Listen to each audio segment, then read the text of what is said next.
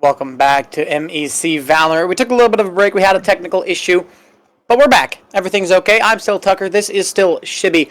And right before we cut to break, we were bringing up a topic about how this game is being played at a very interesting scenario. Right now, the score is 6-3. Simpson College is on the attack, and they're currently beating Cornell.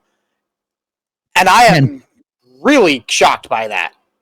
Yeah, it's interesting because Cornell, like you said, has that, Cypher. They've also got the Viper and Astra, right? They've only got the one Initiator and the one Duelist with the Raze and Sky. So you would think, okay, they've got a lot of stall potential. They've got a lot of ways to kind of, slow down what is this double Duelist composition coming out from Simpson College. But we just haven't seen that. We saw a couple nice rounds coming out from Lend, but it feels like Fett and Lamp and even Cable, unfortunately, is just they're not having a good game, right? They're not really being able to play off of the Sky utility that Cable is throwing out. He's also sometimes the first one to go down because he's kind of peeking through vents up into that mid area. And so it's really, really rough to be that first kind of person to go down when you're holding mid, right? And now we see maybe Cornell will maybe try to switch up their defensive positions if they want to switch the Viper onto B and maybe set the Cypher setup on A. I feel like you should be trying to swap it every couple of rounds just to make sure that Simpson College isn't, getting used to how you're playing. But now, huge offensive coming out from Simpson, and there we go. That's one Odin kill so far. About time, we got Phantom around. Will get another one, almost perishes to the paint shell grenade, but they're able to get away for it out. Simpson College kind of meeting a flat line, kind of stonewalled here in A. May with a flank coming. Nothing that's going to stop it. Got to be careful about the shots. The Cypher's coming. The Sky is coming. The op not going to be enough. The double flash comes out, accidentally blinds themselves. Paranoia tries to delay, but I think it's just delaying the inevitable as Sky. Prescribe actually goes down at the hands of the paint shells. Yeah, Lamp ends up going down as well, and now we're going to see a complete shift over. Wait, we saw them fake to B, and they're actually going back through vents to A. I love this play. They might be able to catch Banthanor sleeping here, but he suspects it. He's got one remaining. I won't be stopped. Fantastic work. This right here is the Odin play that I was expecting from Banthanor. So many plays like this were made last week. And now we get to see it yet again. Nice little 4K as it will force Simpson College to call a timeout. And I mean, statistically, Simpson College is the underdog here. So they have a lead. They're going to want to pick it up and run with it. They want to try to stay as far away from Cornell as possible, considering how big of a difference there is between these two teams. I mean, Cornell, they were one of the teams that went pretty far into the lower bracket at the LAN. Yep. And Simpson College, they did not get that far.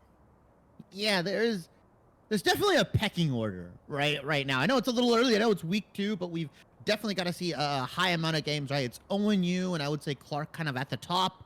Then you've got Cornell, then you've got some of the other teams, and then maybe you've got BCU kind of mixed up into there, right? And then you've kind of work your way down to, Simpson and all these other colleges. And so there definitely is an order. And like you mentioned, I feel like Cornell as a team, if they're down this early to a team that they perceive might be weaker than them, it could mess with their mental. It could mess with their game coming into the next couple maps. We talked about how Simpson College, if they can get a couple rounds, if they can make it 7-5 or 6-6, it's really good for them because of how defensively drafted this composition was for Cornell here. And I think right now they're doing pretty good.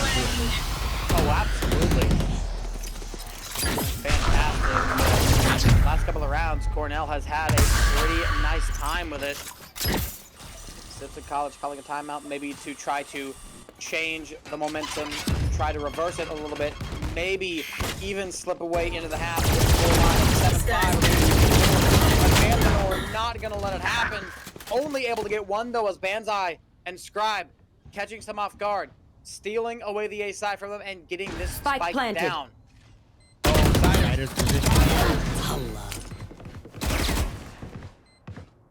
Really nice kill. Now this retake coming out from Cornell. Lend and company will not be able to kind of work their way through heaven. They're gonna go through ramp. Last player standing. Scribe takes him down. Fett gets the trade. Now it's a 1v2 and he works heaven. And they're just gonna be spotting. One enemy remaining. With an Odin and elbow, and it doesn't matter because Fett just comes with the triple kill. Insurmountable odds. That's one that Simpson College has got to win. They had a 1 versus 3 Clutch. at its height, and Fett is able to win it out. And it scores a 7-5. Simpson Last College round before the could switch. have had that winning half secured right then and there. On attack split, you take those all the time, but Fett, the hero, keeps this one a little bit longer than it probably should have been. Hey, it was just confusing from Simpson College because they had the bomb down. They could have played the same angle. Instead, they decided to isolate. We've seen it all before, guys. You give this guy, you give the last player separate 1v1, I've got and your just give them the trail. opportunity to clutch. Fett stepped up, and now they've got 3 here in Sliders. Bomb buddy out. Unfortunately, goes down. Mathenor, though, on the A site, gets absolutely trounced, and here comes the rush in. They may have lost one of their duelists here in Jet, but they've got A site here, and let's see if they can hold on to it this time instead of giving it away for free. As Scribe has such a nice flank on this team. Fantastic flank that they do. We're going to worry about the ultimates right here. You got the Cosmic Divide and the Showstopper. I mean, for a retake, it doesn't really get much better than those two. But they've got to shoot it off! Bonsai completely Blinded. boring Fett. Last player standing. Scribe has to find something that they do. They will actually find 2 on the round, and that will secure it. Sitting us in a halftime. Switching sides. Scoreline 7-5, Simpson College against all odds. They have got the lead. Yeah, really, really nice from them. We were talking about if they can maybe get on the 5-hand side, right? If they can get 5 rounds against this composition, they'd be in pretty good shape. Well, Tucker, they've got 7 rounds, and now they're defending against what is a Cypher, a Viper, an Astra, right? A lot of trickery can be played by Cornell. That's what I like about these double kind of controller compositions, especially with the Viper and Astra. There are so many ways you can like pull and yank them forward and back between these bomb sites if you're on the defending side here, and it can be really rough to get a read on what site they're actually wanting to attack here. But Fett, if the wall does go down, it's gonna go. 2 pieces are gonna get taken down immediately, and here's where this Sage hopefully can provide some strength, allow them to stall out on these bomb sites for the rest of the team to kind of rotate through, as Cornell has Heaven control, but what can they do with it? So round, it's an awkward position to be in because if you're coming from Heaven, there's not going to be that many close range shots. This is a much smarter position trying to push up through CT, but it's not even going to matter because Scribe One enemy is just remaining. too good. Leaving Lamp in the 1v4 and Scribe, everything comes down to them, and they are completely okay with that. 3 kills on the round, 3-round lead as well for Simpson College. Cornell College, right now, they're in shambles, and they need to free themselves. But Scribe with a hero buy, going up with a Phantom. They've been so good the entire game. If they can make that Phantom spray and spray it good, then that might just secure bad things for the Cornell side.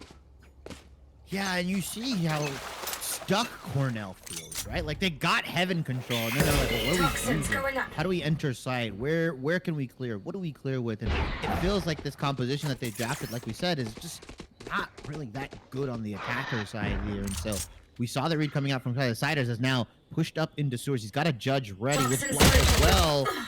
Ooh, Blight eats a huge right click, but unfortunately it's not enough. The classic, the free gun, just doesn't cut it this time. Heaven's walled off. That might be a problem for the Cornell attack, but it's like they're just going to try to take it a little bit slower. And I mean, I absolutely understand why, but Siders on the flank, they have... Oh, they get caught off by the little trap wire. Hold on a sec. Siders just on the flank, just chilling out. There's a lot of stuff they can do. They updraft over. Last player and standing. This flank is gonna be perfect. One The down. jump does not work, but the anomaly is the last one to get the shot. Spectre, headshots, 9-5 as we go to the bonus round. And Shibby, this could just secure the game. If Yeah, if Simpson College are able to steal this one away, which, if you're unaware, we've had a trend of just teams going 3-0 over the block. If they can secure this one and go 3-0, they might just have a chance to just slow ride this one out. Yeah, I mean, it's a really crucial round for Cornell here. Economy-wise, everything, right? If they lose this round, they're going to have to go on these, like, half buys, and it's not going to be fun if you're playing on that side, especially against things like the Judge that we've already seen implemented by Sliders here. And the fact that, you know, Simpson College is so good at, like, taking space, right? They're constricting the amount of room that Cornell has to move around the map. When they see, like, this aggression towards mid, you're already going to start seeing some aggression coming out from Simpson College, encroaching on some of the space, saying, you know what, if you rotate out, we've got you covered. If you want to aggress in, we've got 2 people on the bomb site. They just make it harder and harder for Cornell to move. As Scribe, I think his gun was peeking out, and he just gets wall banged out. Unfortunate way to start this round off, but I guess it could be worse. B-side forfeited up.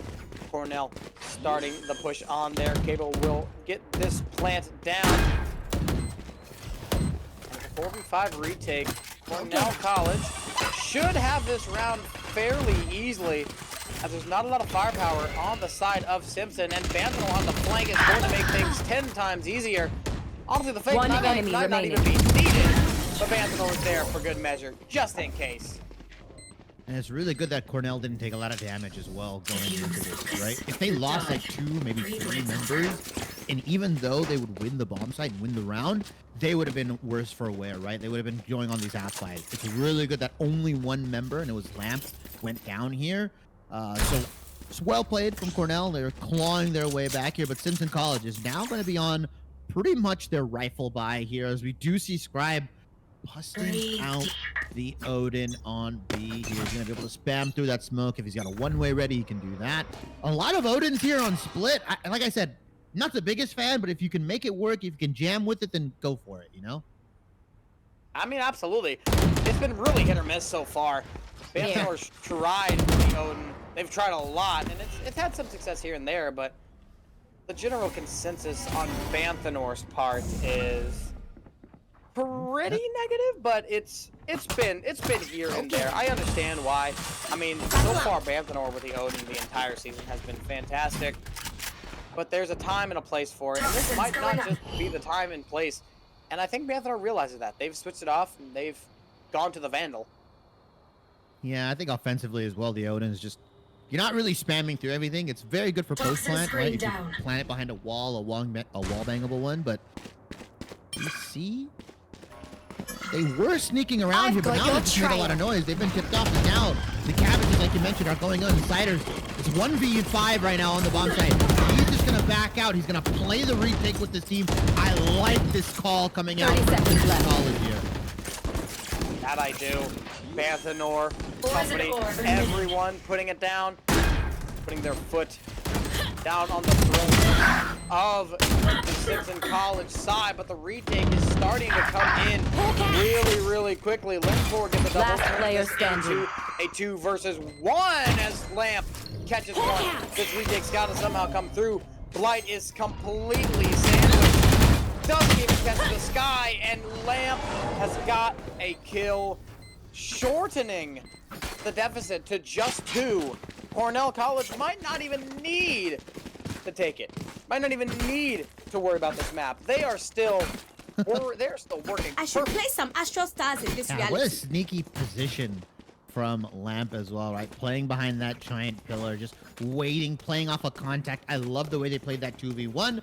That's how you post plant, right? That's how you want to hold it. You don't want to give separate 1v1s. You want to play off of your teammates' contact wherever they are and get ready to swing with them. Very nice. And I like the feints that Cornell has been doing, right? They've been aggressing onto mid, and then we saw Fett jump back out with the satchels.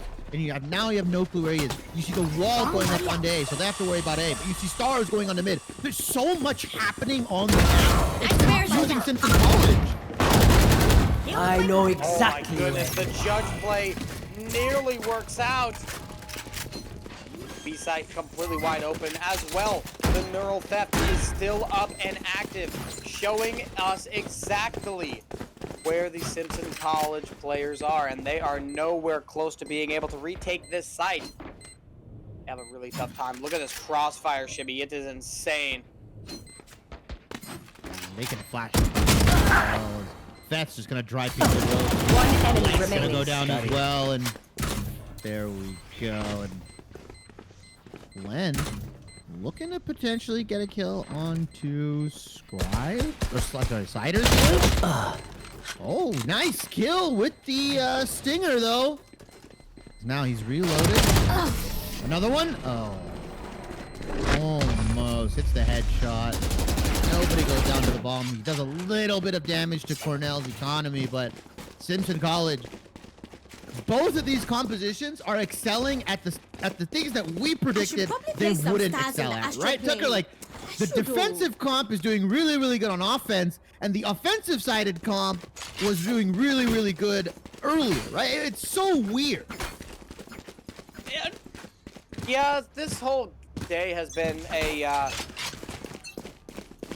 pretty much a flip-flop from the normal Valorant. But I mean, hey, sometimes the Valorant at the collegiate level is really, really weird, and this is just one of those days in the office, you know, weird collegiate Valorant. I want to break out the wall here. I like how Anomaly has been switching up the wall placement. Instead of just putting it directly down onto the mid here, he throws it up onto kind of heaven, and so forces them out a little bit, slows them down, but that gives them kind of free reign into this rope room, and it feels like Cornell is completely fine giving this up because they have such a good stranglehold on potentially the waterfall that'll come out of ropes. Just now, Cornell working their way through. Team blind. Grenade. Awkward spot. A side opened up. Last line of defense is Scribe with the Odin. And the Odin does get to work. He's able to find one frag. Okay. But it's not enough to keep that spike away. 4 versus 3. Has to be retaken. One man down is Simpson College. And this would be a massive round for Cornell to win. This would tie them up as well as get them at least an ult. Okay, well, One enemy remaining. with the Odin picks it up of Siders here, and unfortunately, Don't worry, don't think it, eh? that round, tie it up 9 for 9, and yeah, I had a feeling this was gonna come out. The timeout from Simpson College. I got enough It's time to just go into the Astro Fall. Unfortunate that they're not able to really gain mid control. You see them opting to just kind of give it up, right? They throw the Sage wall down, and they're like, you know what? That's it. That's as much utility as we're gonna burn. That's as much utility as we're gonna burn into the mid side here. And then you just see Cornell work their way up. Sometimes they'll do a split. Sometimes some of them will go heaven. Some of them will go ropes. You'll see a 5-man rope flood coming out from them, and it doesn't feel like Simpson College really knows what to do and how to gain control of mid. I want to see them play 2 players there and really vie heavily for it, right? Start smoking it if you can. Paranoia, something, right? Just so you can gain control here. Put one of your duelists down there so you can just look to contest it and not just give it up to free for Cornell. Yeah, it's having a really tough time with keeping Cornell off of it. It's not necessarily that they're losing so many gunfights, but the positioning is just coming out, and it's being so much more better, I guess is the term for Cornell. It's working, and Simpson is having a really tough time with keeping them off of that side. I mean, right now it's been 4 rounds in a row, and all of them were elimination wins, but all 4 of them, they got the spike down, so they had no worries in the world about getting themselves or having want to to win fight these it! gunfights. They're just getting on the spike, getting on the site and planting the spike and wasting Concealment. no problems and having One enemy nothing. remaining. You are joking! There is no way! Watch this. Banthonor! Picks up a quadra with the Odin, and I said I wasn't a fan of it on offense. Banthonor once again shuts me up completely. That's why we put the Odin, Tucker, for those highlight reels aside. Gets some kills in the eyes. One Can enemy he do remaining. it? He's looking for a clip of his own. He's got 4 on it. He's gonna go for the tried. defuse. He has no clue where Fed is. Tucker, can he do it? Catches one. They've got to try to get there. This It's not is half. nothing. Fett, run for it. Get that kill. Secure this round. that it is done. That gets the last kill. 2 clips for 2 clips. And it's 10-9. Double digits reached by Cornell first. No more money is left for Simpson College. My lord. Bathenor says, you know what? I've got 4 here. Cider's on the other side. You know what? Let me try to one-up you really quickly. Let me get 4 with the knives and the defuse. Unfortunately, after all said and done, Cornell will pick up the round win, but well, I know they were sweating just a little bit here. Fantastic way to just completely euthanize all of those cabbages. I've no got your way that train. they can see. And now to pop the cabbages on your own, out comes the Cornell cabbages. Push up through 2 to heaven. Cable leading the charge, pushing Anomaly all the way back. B-side has a big open hole. Welcome to my world. Oh, and here comes the Viper's Pit as well. Just to completely lock down this site, retake is going to be very difficult from Simpson. 4v5 right now. Are they going to look to invest? Are they going to look to kind of Without go obscuring for the vision. retake? Is that 4 people, or you want to just give it up and say, you know what, there's the Viper's Pit. I don't know how much damage we can do here, because I feel like Cornell is just sitting on a mountain of money. They really are. And then you got the raise. Going to try giving the showstopper a run. Last player But standing. the ultimate Poison's on gone. spraying. Antonor goes down. Siders can't land the shot. And with that, we got Cornell College just 1 round off of match point. Shibby! My people Talk ain't about ready. a comeback. You must How many cultivate a rounds is that sense in a of row? calm. 6! 6 rounds, back to back to back, and they went again, 1 back second, to back peeps. to I gotta back. visit the Astros Call to it play Michael some Jordan. stars. Cornell just picking it up really, really nicely here on the offensive side. I just love the way that they're playing with this double controller, right? Simpson has no idea what to do. Like, it's if it hasn't been evident now, Tucker, 6 round wins later, it just feels like they don't know what to do against this double controller. The stars are being placed all across the map. Bantanor's throwing up his wall, so you have no clue if they're working up ramp, if they're working A, if they're working mid. It is just, you know, confusing Simpson College. And by the time they realize what's happening, it's too little, Spike too down, late. mid. They get hit really quickly. As Bonsai, though, looking to maybe stuff it out, as he's got a nice little control on the vents room here. I have the spike. Wow. Nice piece of utility from Bet, the paint shell, to push them out and get that spike away. We might have ruled them out a little bit too early here, Shibby. They have a 5 versus 2. Of course, it is Fett and Lamp. These are 2 players that you absolutely cannot sleep on. But Simpson College is in a really nice position. Have so much space. And Fett and Lamp is kind of stuck into one option, and that's really B. And they're going to have to eliminate that Omen. That will cause all the retakes and all of the rotates. I dropped 30 the spike. seconds left. Satchel out. Satchel out. That Ready. he takes out Scribe. Scribe had the Spectre in hand and was unable to do anything with it. The retake does come in 4v2 here, and both Lamp and Fed are gonna get a huge flank onto Heaven here. They could just end up with 3 kills right now, Tucker. That is unreal.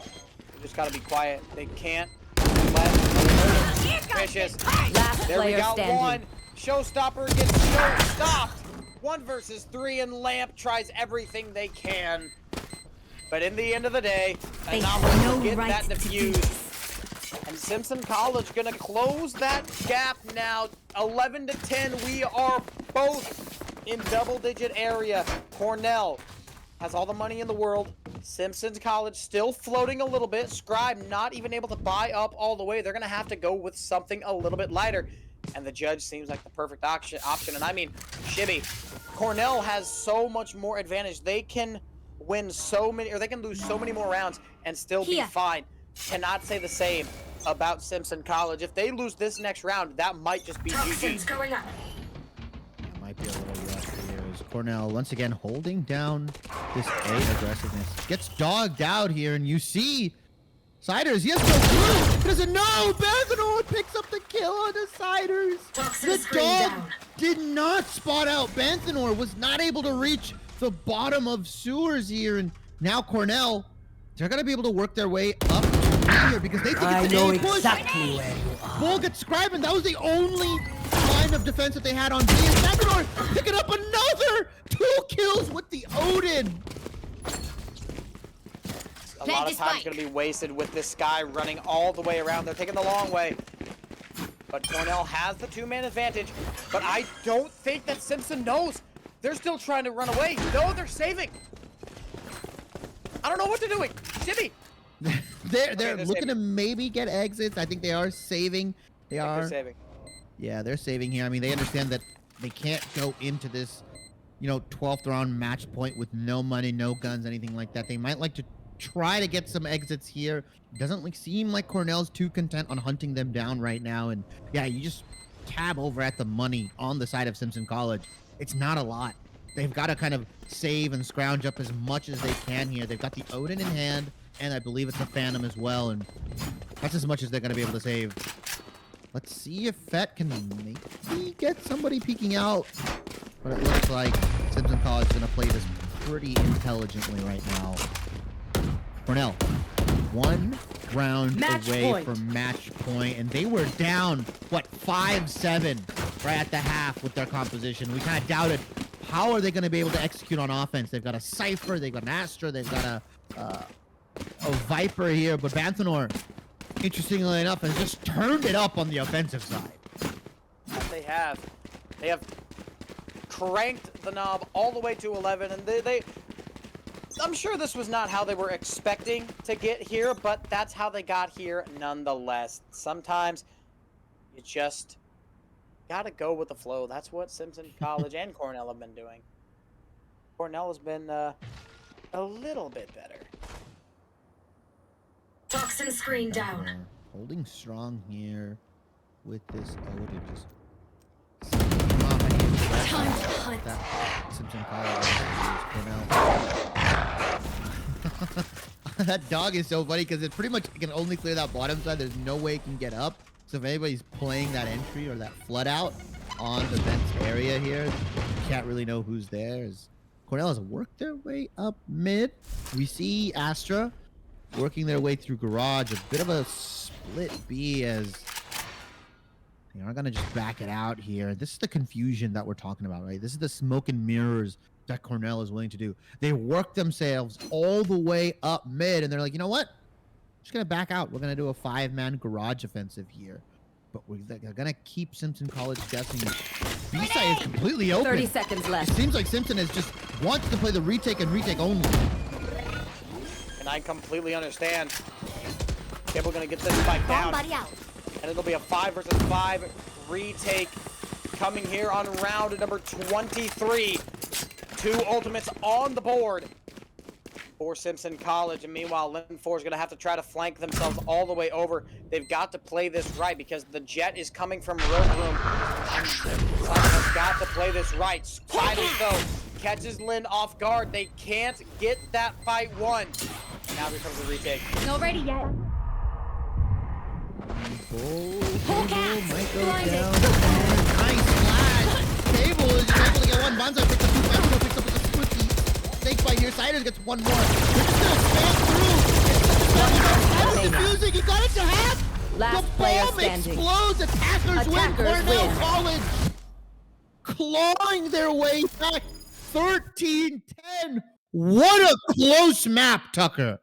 Insanity. What a last round as well. The most chaotic round I have seen in the entire match so far, the entire day. I'm not even sure if that I'm sure that'll best anything from today. Hell, even last week. That was the most chaotic match I have seen in a long, long time. It was completely flipped upside its head. Cornell was supposed to be the team to take it easily defensively. No, the offense was the side that excelled. The offense was the side that shut Simpson College down. And it was the offense that got the last round. They got so many in a row. I believe it was a 6-round win streak at one point. and that was enough to get it done. 13-10 is the final score. Shibby, what a match to start us off. And we got more. Map 2's coming up soon. Yeah, map 2 will be on its way here. As we take a look at the stats screen, right? Fett and Banthador on the Cornell side, based off of ACS, based off of Kitty, yeah, they kind of carried. But Lend, Cable, and Lamp, right? They're playing on these more supportive style agents, right? The Cypher, the Sky, the Astra. They definitely put the work in here. And I just love the way that Cornell outstratted Simpson College, it felt like, right? They just kind of outsmarted them a little bit here and there with the rotations, with the, holding on to A site, with the wall that they put down, with the Astro Stars. I can't tell you how much I love these double controller compositions because it just shows how intelligent some of these teams will play around it. And yeah, map 2 will be on its way here as we are going to go to a short break, but don't go anywhere as we'll be right back. And I think we might get a scent.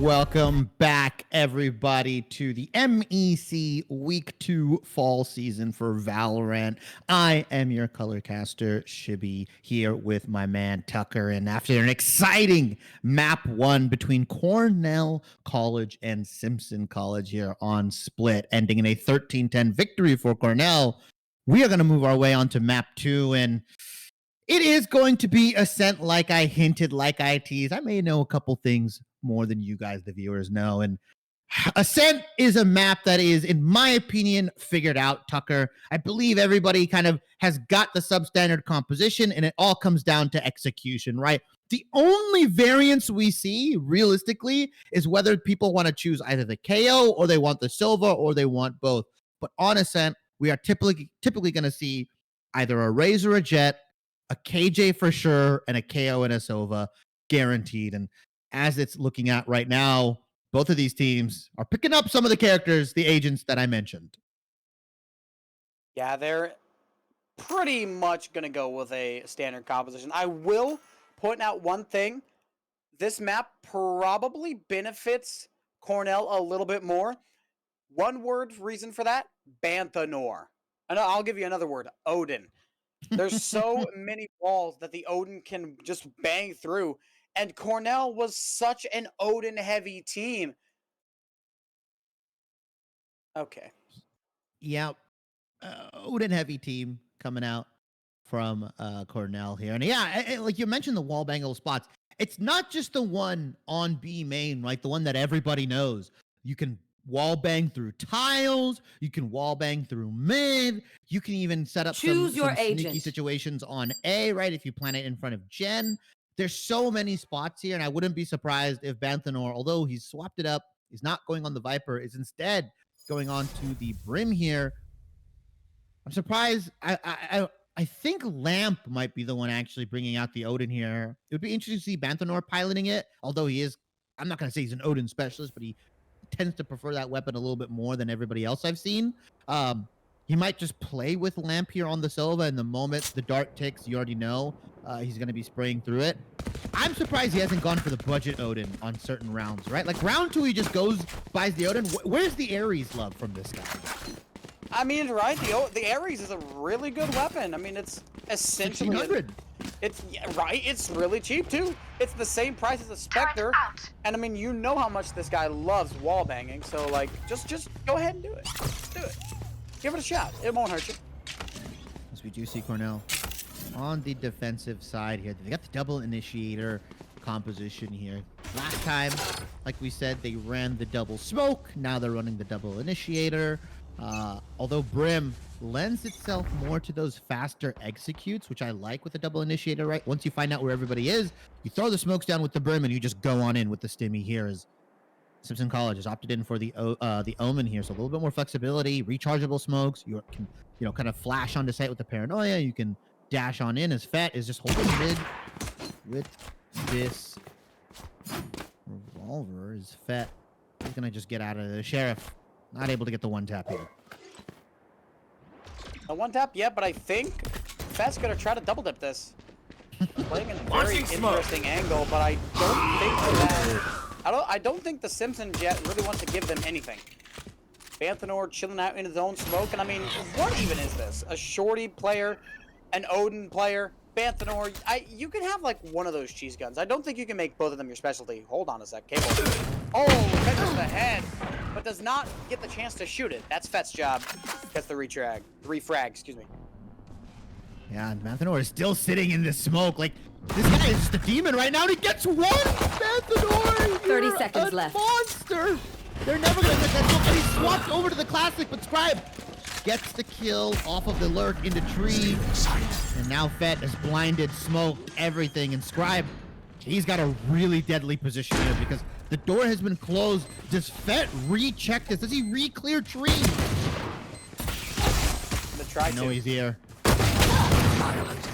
ground. How does Scribe win that fight out? One enemy remaining. Oh my goodness! What a round! Not how does he win that fight? How does he get 3 Whatever off happens, of the tree start lurk? in.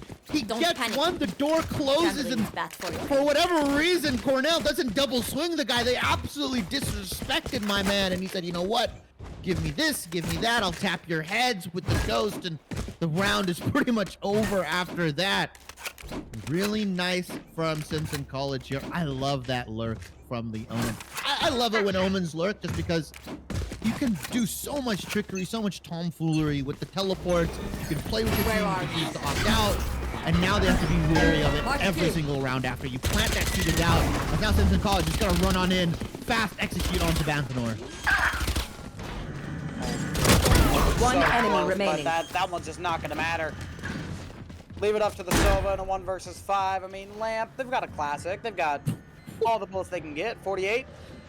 I mean, that's like an average of 9.5 bullets a person, something like that. 9.4, something like that. I'm not too great at math, but it's a lot of bullets that they have. So. Checks out.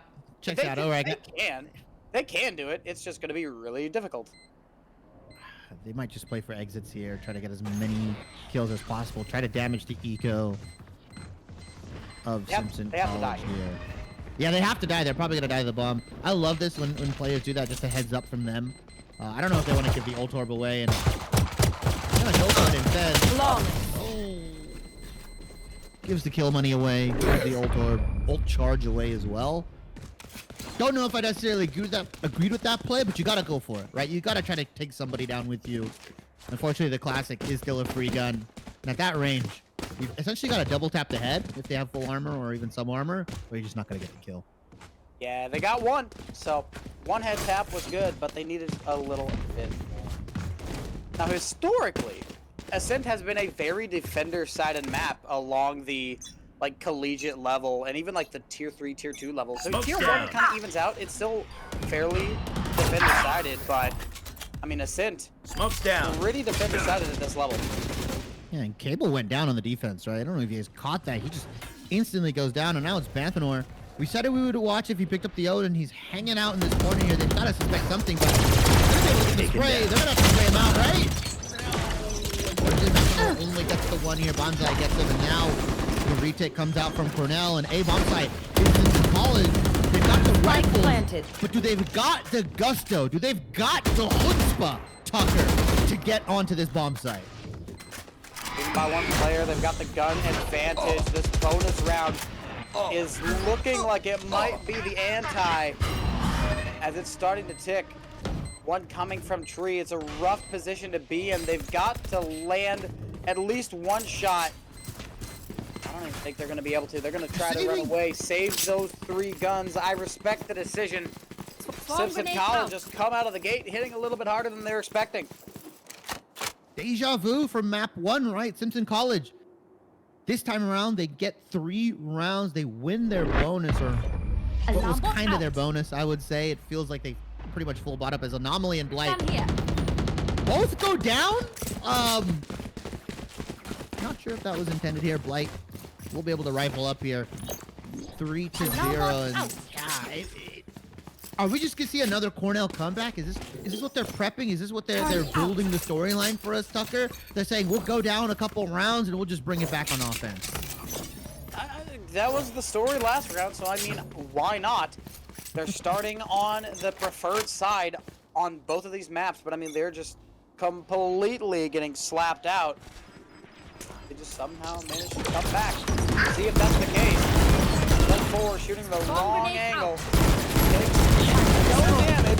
Eventually able to get 1 frag as Cornell starts to pop off. Lamp and Lynn forward. The call out comes out. Lamp is running away. Lamp absolutely could have got that frag.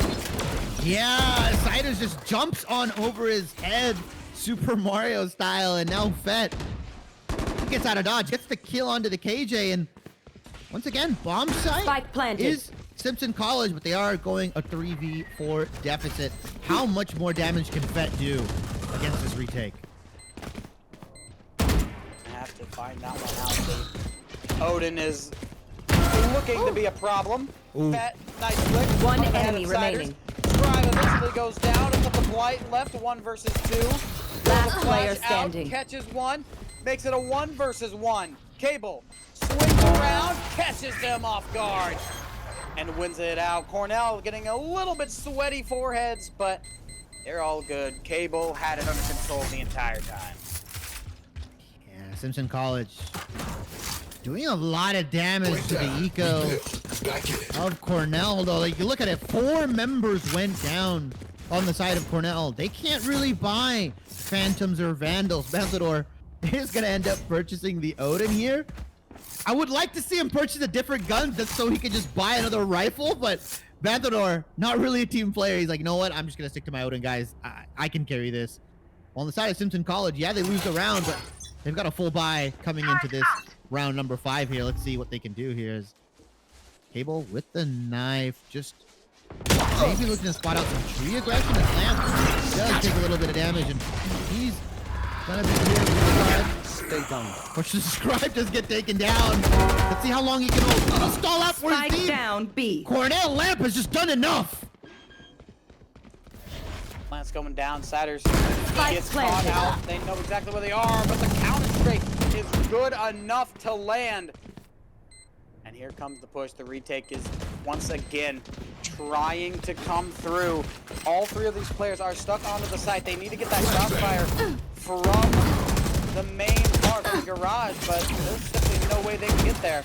Not ability either. Shots come up dashing away. Last player So much standing. chaos coming out. Siders just keeps the shots coming, switches it out for the Bulldog. And with all that went the way of Cornell, they lose that round.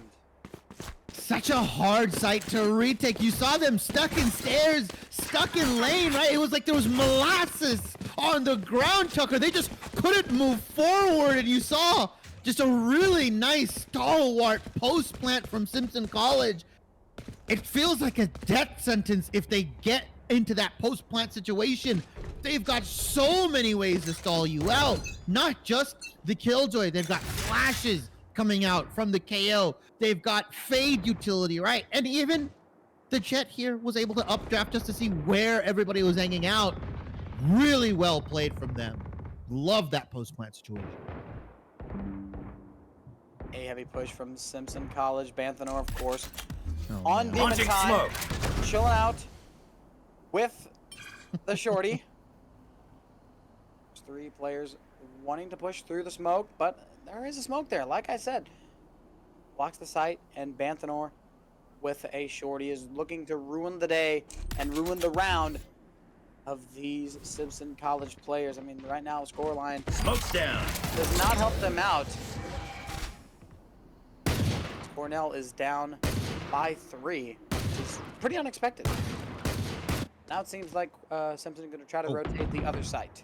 I like this though from Cornell right now. Cable has a nice little flank going on, and as I say that, I curse the man himself on seconds lurking left. racking out.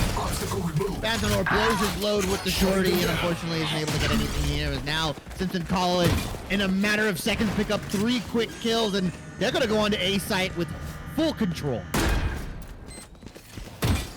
Near impossible retake. Maybe the Sova can find 1 exit frag. The Jet is kind of playing in an awkward position. But if Lamp is looking at that angle, there's going to be no shot at that. Jet stuck, sandwiched between these Gun players. Lamp, long-range classic, gets the heart pumping. Last player The standing. Odin is simply too good, too consistent as well. Omen with the Odin makes it pop off. And give it a 1 versus 4 and give Simpson College 5 rounds on that scoreboard. Yeah, 5 rounds is on the offensive here. Baltai and Omni go down. 2 members once again. They're pretty rich. It's okay. It's not the end of the world here. They can get a buy from a buddy. Don't know if that was necessary though. As Cornell, it just seems that they can't get anything started, right? They had 1 good post plant, and yeah, I was expecting this to happen. The timeout coming out from Cable, and yeah, they gotta rethink some stuff here, because like Banthanor on this A site by himself, he's just unable to stall things out. It feels like Simpson College at the moment is kind of just outsmarting Cornell, right? They're working up tree, they're working up mid, they're finding out who's kind of pushing into some of the space that they've given up, right? And when they execute so fast, right? The fade, an initiator that we don't typically see, either swapped out for the KO or the Silva, has been doing wonders in snuffing out some of these ratty spots that Cornell have been in. I mean, that is absolutely true to an extent. Simpson College, very smart playing so far in this second map. But I'm also seeing a lot of Cornell just missing out on easy strats. I mean, for how many omens that we have seen bought, I have yet to see the recon dart and spray through the wall. I've yet to see several of the regular recon dart plays. I've yet to see the 0 points really make an impact.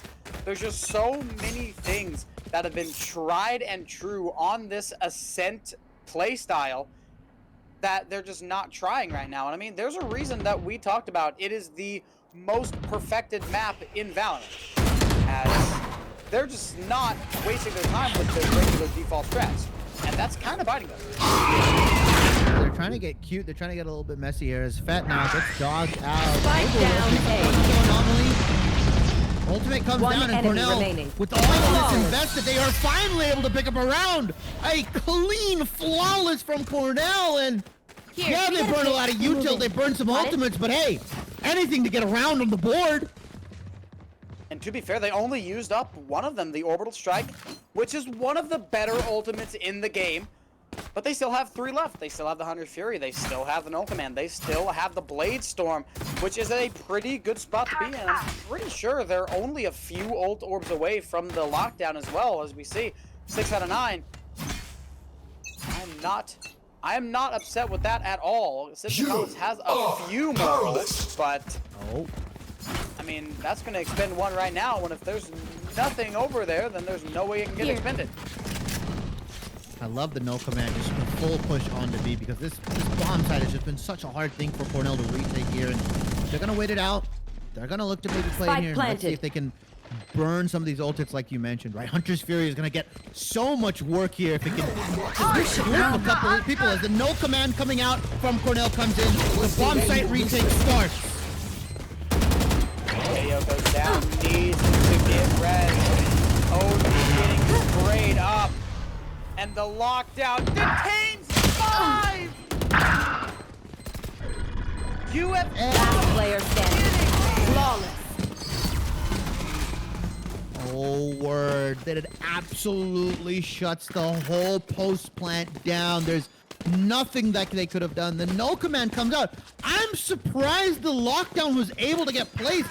It must have just barely missed the Killjoy here. She was able to place down her ultimate, and that's all they needed. And there was just no way. The orbital strike was already used, so they couldn't strike that. I'm surprised the Hunter's Fury didn't come out to take down the KJ ultimate, right? That's usually the response.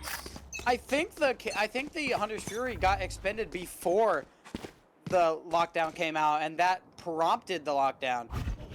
Not 100% sure about the timing, but I'm pretty sure. I'd say like 75, 80%.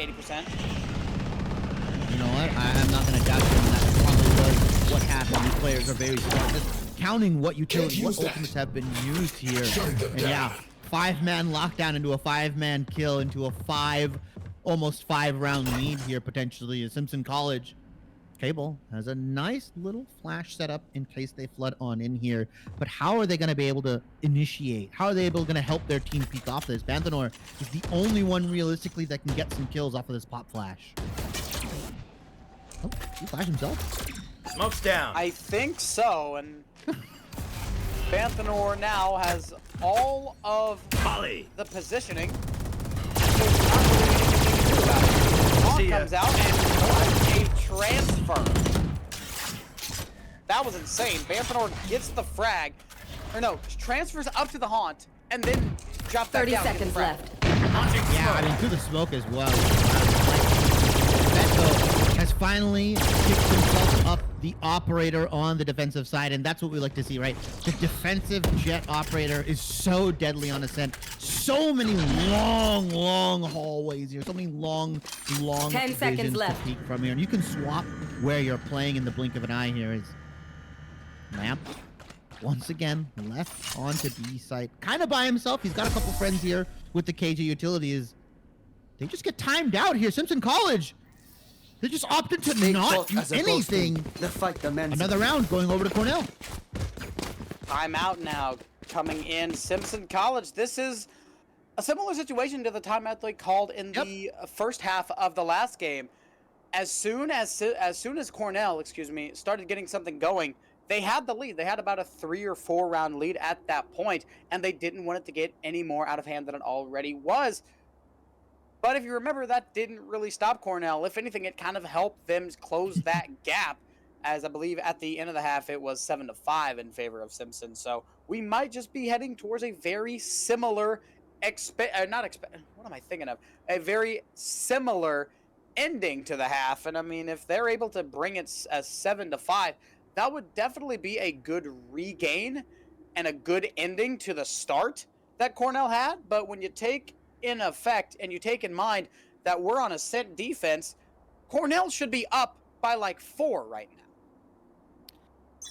Yeah, I mean, we're gonna see what Cornell can end up mustering here in these last couple of rounds. Right now is, like you said, if they can tie it 6-6, it's definitely gonna look in Cornell's favor, because I feel like Cornell's offense has just been night and day difference. They've just been so much better on the offensive side, and they don't really seem like a CT or a defender-sided team, regardless of the composition that they draft. Standing ahead. It's crazy. Oh, college. It feels like they want to play default, but they just don't have the capability for it. They physically cannot play a default Valorant. And now, ooh, look at this. Blade Storm coming out. The Fett decides to wait on using it. Not sure if I like that play, popping it out and not using it. I mean, that shows that they don't know what they want to do. Yeah, it felt like they were maybe looking to stuff out some aggression as College has made their way onto the table with some nice flashes, but nobody's able to peek off of them. You've wasted your flashes for what? For who? Yeah, now we got the Blade, or the Blade Storm. Spike down B. One enemy They're able remaining. to get one. Lamp and Cable definitely helping out. Makes it a 1 versus 3. Fade chilling out there in the bottom part of the site in the boathouse. And I mean, there's 35 seconds. You do not have to peek this. The spike is down, and you know exactly where it is. Bonsai. 30 seconds left. Gonna do. There's an op on stairs, and there's an Odin and a Vandal on lane. I mean, talk about being stuck in a hard place. This is, you're down 6 feet under, 12 feet under the ocean depths right now. Like, you can't. There's no way you can crawl yourself out of this hole. Bonsai's definitely gonna try. 10 seconds but left. Is watching and waiting. 4-6 as we go into round 11. It's a solid round. Cornell brings it up and is able to win it out while keeping 3 players alive, which is a big, big plus. They were able to keep an Odin. They can win out these last 2, bring it into 6-6, then that will give me a lot more confidence rather than 7-5 or 8-4. Because Ascent is statistically the most defender-sided map of all time. If you let your attack get 8 rounds, then you are going to lose. There's not much more than that. Launching smoke. Yeah, I mean, that's just, you're right. That's just what it is. Spray through the smoke, and I think Simpson College has learned their lesson. He's done it one too many times. As Bull here. These two have just been able to kind of keep this site locked down after. Face your fear!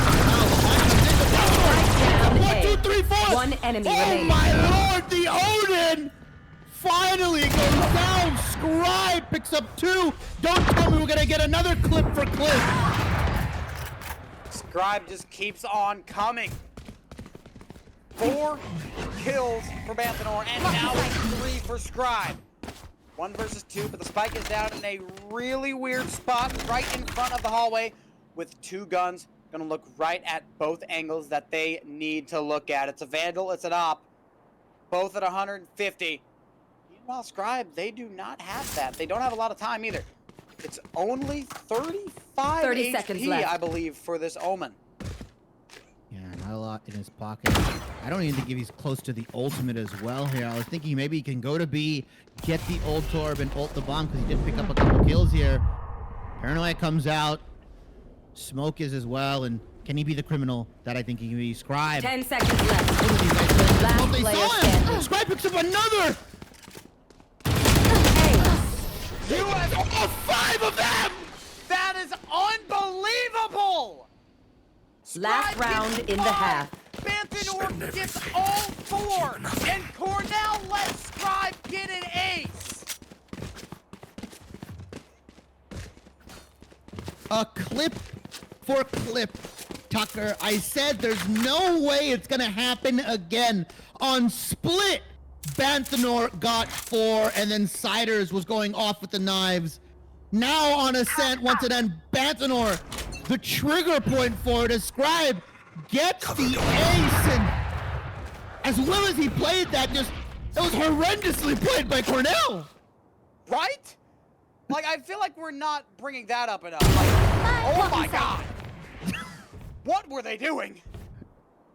They decided to put their eyes onto the bomb here. They could have just played the A entrance. There definitely wasn't enough time Open up the for the Omen to get any kills here. Now, Mobile Strike comes in along with the Odin spray. Doesn't really do too much here as Bonsai with the off, looking to maybe get something on the Fett, but Cable picks up the kill on the Bonsai, and after that horrendous round, Cornell's mad. They're pissed. They are steaming, Tucker. Cope, Seethe, and Mauled is the name of the game, and they are doing all of those, and they are showing off everything they have. They got the Rage of 1,000 Suns coming in. Banthor with the Odin. How dare I Enemy run remaining. killed and you can't get one. Let me show you how it's done. Odin keeps on coming. We go into the half with a 7-5 score line. One Switching of the halves sides. of Valorant of all time.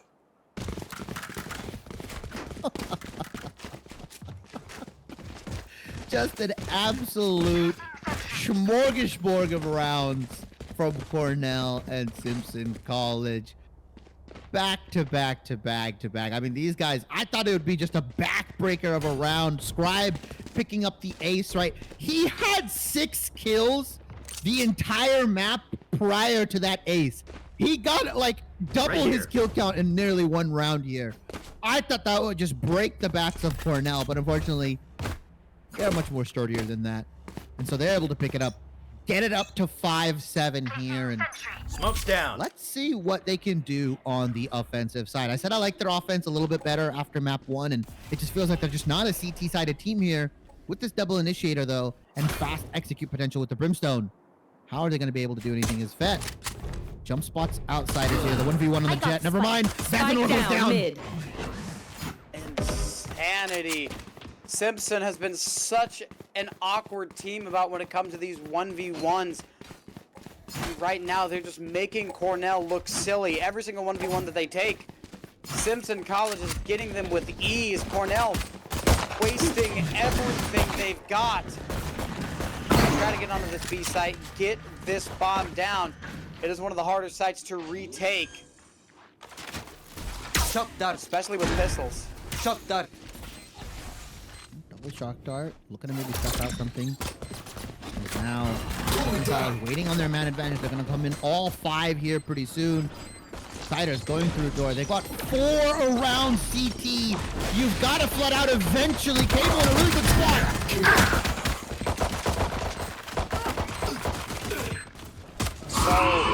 So many kills. One As enemy they remaining. see Aw, on try harder. the scoreboard, the kill feed going insane. It is just all Cornell. Potential to go into the bonus round with a 7-7 scoreline is looming. Cornell deciding to buy up with the Bulldogs and Vandals. Okay, Shibby, I know what they're doing. They are playing long term. Yeah, I mean, they're they wanna- opting in. Yeah, they want to win this and It's the fine. eco and the bonus. Pretty much, right? They're opting in to investing a lot into these rifles. But that's a scary start. Siders gets one more. Sight. Lendo picks up 2. Blight actually picks up on the Lendo. And that's the issue. If you invest so heavily into these rifles, if you die and Cable throws the bulldog away, says, no, no, no, you're not going to get this rifle. We may lose the money, but we're not going to give this gun over. And when you invest rifles into the bonus round and you die, you take too many casualties, you tank your economy so much. Really do. Especially this early on when the economy matters so much more, when the pistol and the anti. It just seems like every single cred that you lose is amplified tenfold. Side wide open. Side. Oh my goodness, you've got to be kidding me. Nobody's clearing out these angles. Marshall Mathers coming in right now, just absolutely destroying his Cable is on gun disposal duty. And they're 30 still seconds left. Last player standing. They're still peeking. Spike planted. Why don't you just run the site? Why don't you help Banthanor? 1 versus 3 now. Banthenor's got to do everything. They have quite a bit of space, but there's not anything else to do. They need to crossfire. They need to play with their team. With that heavy investment coming out from Cornell, unfortunately, they get washed out. They're bankrupt now. Tucker, you like the idea coming out from them, investing into not only winning the bonus, the anti-eco, winning everything, but now, like a bad stock trader, Cornell, they lose it all. They lose the money, they lose the rifles, and they give so much over to Simpson College. Well played from Siders, the hero of that round on the Marshall. 3 headshots back to back to back to completely destroy Cornell. 2-round advantage is given right back to Simpson. And it's 5 pistols for Cornell. Gonna try to make their way in through the tree. Blight in an advantageous angle. Cable can't land the shots. The crosshair is too elusive. And Blight can't be hit. 5 versus 3 as the Vandal just keeps on serving up these frags. A site still the target of attack for Cornell College. But 2 of the players are stuck in a really awkward spot. We got Lind playing in courtyard. Anthony, we're going to try to rotate around, try something else. Recalling my bot. Lend working his way up tree with Anthanor and the rest of Cornell. A couple pistols in.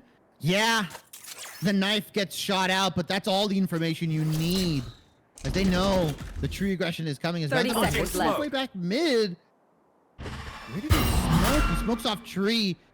He's just trying to get the plant. Scribe on the Omen. Scribe on the Omen knows the Last player he standing. snuffs it outside as though. Picks up one. Scribe on the other end on B side. Says, you know what? I know what you're trying to do. I know you're trying to get the plant money. I'm just gonna anchor onto the side here and pick you up. Easy peasy lemon squeezy. Now, the first official rifle round comes in. The first real round of Valorant comes into this half here. Unfortunately, though, at round 16 of all rounds. Takes so long, but the second half has finally had a rifle round. And I mean, my Siders still has a bulldog. Like, it's still not even a full buy round. Yeah, he snuck himself into Wineham. Light has saw one. Does Banthanor know that one person is wine? Are they gonna check wine? Because they have not been able to play before. Siders picked up one, but can he get out? That's the question. Cloudburst and flashes are here. Yep, he's gonna dash out. Gonna take the safe route. Not gonna be able to walk it, unfortunately, or run. As he dashes out, Siders once again fancying himself. What an immaculate peek! He dashes out and then re-aggresses. Amazing 2 kills coming out from Simpson College here. Flashbang. 3 versus 4. This round is still winnable. Cornell's got to play this right. They can't let up any more of these random kills. Got to play this right. Spike is down. and these sides are completely flipped. They've got to pretty much hurry because you have Scribe playing on the flank. And if this Cornell team can't 30 move quick, seconds then left. they're just going to completely fall to the They're watching Oden. tree. They're not Last watching player tree. standing. Clear your angles, guys. Hold them all and push. And Scribe forces this match to round 10. Double digits now reached for Cornell, or for Simpson. Cornell calls the timeout. Yeah, after getting sprayed down with the Odin like that, I would have called the timeout there too. I mean, Scribe on the flank here picks up all three, didn't even need his team, and that was Scribe and Siders just winning that round, right? Siders got 2 kills, Scribe got 3, and that was over. Cornell, I said I liked them on offense. I said they were better suited for offense here, but right now, Simpson College, after losing map 1, are just putting their foot down, pedal to the metal, and just trying to run away with the game. They are absolutely stomping on Cornell right now. And the worst part of it is Cornell is letting it happen. I think you can absolutely agree with me on this. Cornell is playing in a way that they do not have to play. They have so many opportunities to win all of these rounds out, and they just make the wrong decision, and it's cost them time and time and time again. And all of a sudden, their opponents are at double digits, and they are on the verge of forcing a map 3. And Cornell College is just letting it happen. Something needs to change right now. I think it's just the way they're approaching some of these offenses. Right? I mean, they do have a broken buy at the moment. A couple pistols. I think I saw like a rifle or 2. No, not even a rifle. 2 stingers on the side of Cornell. And they get the kill on the Siders. They even pick up the op here potentially. I don't know if they actually were able to get it. It did get smoked off here, but they at least take that out of the equation here. And 4v5. And gotta work on your flashes, buddy. Yeah, same try. A for effort, F for execution. Actually, that's a little harsh. It was more like a C or D. It was okay. I've had better. But I've had worse. But back to the round. Prepare for The B hellfire. site on the attack. One suppressed. 50 seconds to go. This should be an easy plant. The orbital strike got invested back onto the back of B side here onto boat. Very interesting, just to clear it out. Doesn't get anybody here, but like you said, one of the tougher sites to retake. Although Simpson College, they do have rifles in hand, but Cable has a nice flank. Gets the 1 tap. Is he gonna get able to go there? No, Anomaly picks it up, but the 3v4, he's done more than enough on this eco. Oh, the Stinger! Long range does a lot of damage to those players. Not enough to get those frags. Now they are completely Last reversed. player standing. Shots are not found. Anomaly getting Molly on the defused. bomb. The Molly. Last player It's standing. gonna be enough. Banthanor gets another 4K, but this time the team does enough. 3 rounds away is Cornell. The timeout did wonders. And I thought it was a lineup from Banthanor. I think he just bank shotted it off the wall. He's just like, yeah, I'm gonna just throw it down real quick here. More than enough time. Throws the molly down, stalls out the bomb, and I had for a second there, I thought Simpson College had the bomb site, but I forgot about the post plant coming out from Banthanor from the rest of the team. Able to hold it down here. A nice eco from them. Now the null command gets put into play here. Cable pops the ultimate, and they're just gonna get the site for free. And yeah, respect is given from Simpson College here. You get that site for free, and now, what do? Gotta get that plant down pretty quickly. Be careful of the dissipating. Cable catches Scribe, smoke, sees the No animation. charges. 5v4, perfect position for Cornell, and Banthanor are gonna make it even more than perfect. The ults are running up. They've got 3 right now, but they do not even need any of them this time around. Siders pops the Blade Storm ult, trying to come on the flank. But speaking of flank, look at Cable. Found them. Flank of maximum magnitude. Siders, Cable goes down. It's a 3 versus 2. With a spike. Last player standing. Down goes the diffuser. It's a 1 More versus than 2, enough. but there's no time left. Cornell College. They may have lost their lives, but they won the round. They paid for the win in blood here. They're doing enough. They're building momentum. Not even a couple rounds ago, it was 6-9.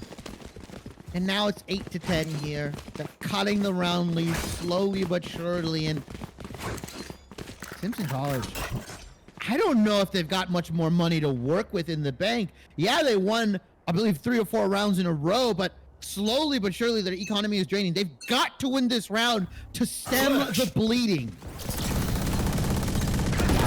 One away. They can't let Cornell solidify that momentum. Fortunately for Simpson, they have a lot of ults. Hunter's Fury, Bladestorm Lockdown, in my opinion, the 3 best on the board right now. And if this round goes according to plan, then the lead will be completely chopped away down to just 1, as it seems to be an A hit. But there's still a lot of time. Cornell can absolutely change their mind if they want to, but it looks like they're not going to. They're going to expend the utility. They're going to get themselves onto the A side. They're going to get that spike out, and they're going to try their damnedest to win this round. Cable. Watching flank right now. A couple more is Cable and Vandenor go down completely on the backside here. Scribe and Sliders is able to get everything. The ultimate comes down from KO, and they're going to be able to retake this site. The No Command is doing so much work. Land. Get out of my way. 1 enemy remaining. Missing Last swarm. player standing. Unbelievable Bomb stuff. grenade out. Now the spike is ticking. Turret down. So much utilities on it. Siders is low. Just gotta pop the swarm grenade, but Lin 1 gets 1. Does me 1 better, why don't you? Land with a massive flank and the control, right? Spray, tap, spray, tap, spray, tap. Backs out, allows the rest of his team to peek out, and that was a round that should have been Simpson College's. Once again, slips through their fingers. They're covered in oil right now. Butterfingers. Here. That's how it is. Here. These have been the butteriest rounds that I have seen in a while. Cornell has had so many potential round wins that just completely slip out of their hands. Ditto for Simpson College, and after that one, they're going to call a timeout. They're in a really rough position. They are losing the ulti battle. They do not have any momentum on their side. I believe that they are also looking really rough economically. So they have a magnitude and multitude of things going wrong with them. It's like you just said, right? It's like, well, what do they need to work on? They need to work on their retaking, their executing, their gunfights, their 1v1s, their ult usage, their economy. I mean, it feels like you just went down a laundry list of, hey, they're doing everything wrong and everything is not going in their favor. As Cornell, once again, from the offensive side, round by round, piece by piece, body shot by body shot, are whittling away Simpson's lead. Turrets destroyed. They are absolutely running up everything that they can. It's going to be a mid push, at least a mid exposure for this Cornell College. A lot of presence being shown at the middle part. Cable has got a lurk, but there's no way that they can get that one going. A site open. They might not clear it out. Oh, now they do. Spike goes down. 5v4, and Cornell is looking really, really solid. There goes Jet with one as well. Scribe goes down. And now Revealing it's a area. 3v5 retake. And Simpson College, they didn't invest too much, but they did invest just enough to try to maybe make something work here. They can get some kills on the back end, but it feels like if Cornell One are able to enemy pick up remaining. this round, they're just gonna have a nice eco lead. They go flawless. Cable on the back end picks up 2 here, and he's just been getting so much space onto this tree side. It feels like Simpson College, once again, is kind of giving up control of spots that you just cannot allow them to just take, right? Tree, for example, has been just completely unguarded. Cable has been able to get so deep into tree, he goes into near garden, and he's able to get this crazy flank off, and you have to burn Eyes on util target. to get flush him out there, and it feels so rough if you're on the side of Simpson College. Now, rifles have come out here. Let's see if Simpson College can turn their fate. They're a couple rounds down right now. You They've should lost run. 5, 6 in a row. It's evened up, but the lockdown gets put into place. It's gonna give them the bomb fight virtually for free. Let's see. Revealing Coming area. out. Lockdown being utilized. Air for hellfire. Perfection. No! Spike Lamp down, runs B. around the box. They don't know that the spike's on top. The swarm grenade is on top down. of the box. It's a Placing swarm grenade. fantastic molly. Placing swarm grenade. And the Sova just falls to it. Oh no. Placing alarm bot. That's unfortunate. What an alarm bot though plays from Len. Like he's gonna lock this site down pretty much if they start aggressive. Their takedown comes in and Bonsai picks up the kill on Len. So the post plan is there. Last You've player still got standing. the brimstone ready. Does he have the molly lineup? Does he got something? Is he better? No. No, the molly though. Wait. The molly lands. It's halved. I don't think there's enough time. No, they're What's gonna get another it. death? The spike is diffused. Scribe says no, no, no. That molly will not deter me. Unfortunately, the bomb does get hacked at Simpson College. What a nice play from them. What a nice molly from the KJ here on top of the box. Completely catches Sova off guard here. Lamp had no clue. Anomaly has been having a rough game on the KJ. Has been relegated to retake duty most of the time here, but gets the kills where they count here. Very nice from Simpson College. They have stifled, they have stemmed the hemorrhaging of rounds and have finally taken themselves a lead. Shadows traveling. Let's get it on for round number You 22. are powerless. The null command gonna come out. It'll be a B site take. And I'll tell you what, I bet the Sova's not going to try that again. They know about the swarm grenade this time around. Spike's gonna get played. It'll be a 4 versus Spike 5 planted. versus 5 retake this time. A lot of ults on the board for Simpson College. They have a lockdown and they have a blade storm. The blade storm has already been popped. Shadows traveling. Wow, I want to see them invest the lockdown here. Get it to that match point, right? I mean, this retake is hard, but if you get the lockdown in, it's going to be powerful. As Scribe gets him onto the side, he dies. They trade 1-for-1 sliders as well, gets another one. So now, 43 for Simpson College, and another kill comes out from Anomaly with the Spectre. And now it's only 2 more. The Hunter's Fury onto the bomb site. They played the post plan excellently, as he's going to try to get it to half. You can only take 2. Last player standing. They've got to run. He's going to stick it. Close. Oh, so close! The shot start is almost there.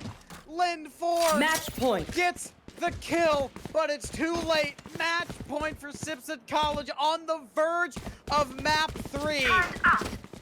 What a game so far, Shibby. Ice in his veins. Anomaly. Column Jack Frost sticks the bomb, makes it to match point. 12 to Deep 10. breath. Fear is non-existent in that man. Scanning ahead. At points like this, fear cannot rule you. Overtime is now forced from Cornell. If they want to win this out, we will have to see an OT game. Round 23 getting underway. Cornell playing through courtyard. They're going to have to be careful of the Omen. Chilling out in the corner with none other than the Odin. Oh, wow. Gets swung.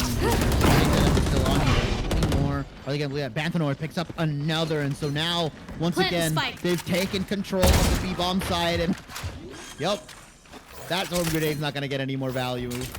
It's been taken out here. And so what does Simpson College do? They save their guns. They try to break some of the eco going into this final round here, potentially. Simpson College, 3v5. They say, you know what? We're gonna go for the retake. Let me get some swings in. Fett takes a little bit of damage here. Blocking sight. They do. Because it gets detected by the 0 point. But the out is ticking. The utility is starting to dwindle. Spraying through. Anomaly gets beat down real low. Just 10 points. Last player Wham! standing. Double kill. Siders goes down. Make it 3 on the round. And we go to round 24. Shibby. All 24 rounds being utilized. We're gonna go the distance here, and I think we're gonna see full buys coming out from every team here. Simpson College. No, I lied. Stinger in hand. Stingers in hand for most of Simpson right now. A Spectre, a Ghost, and Eyes up.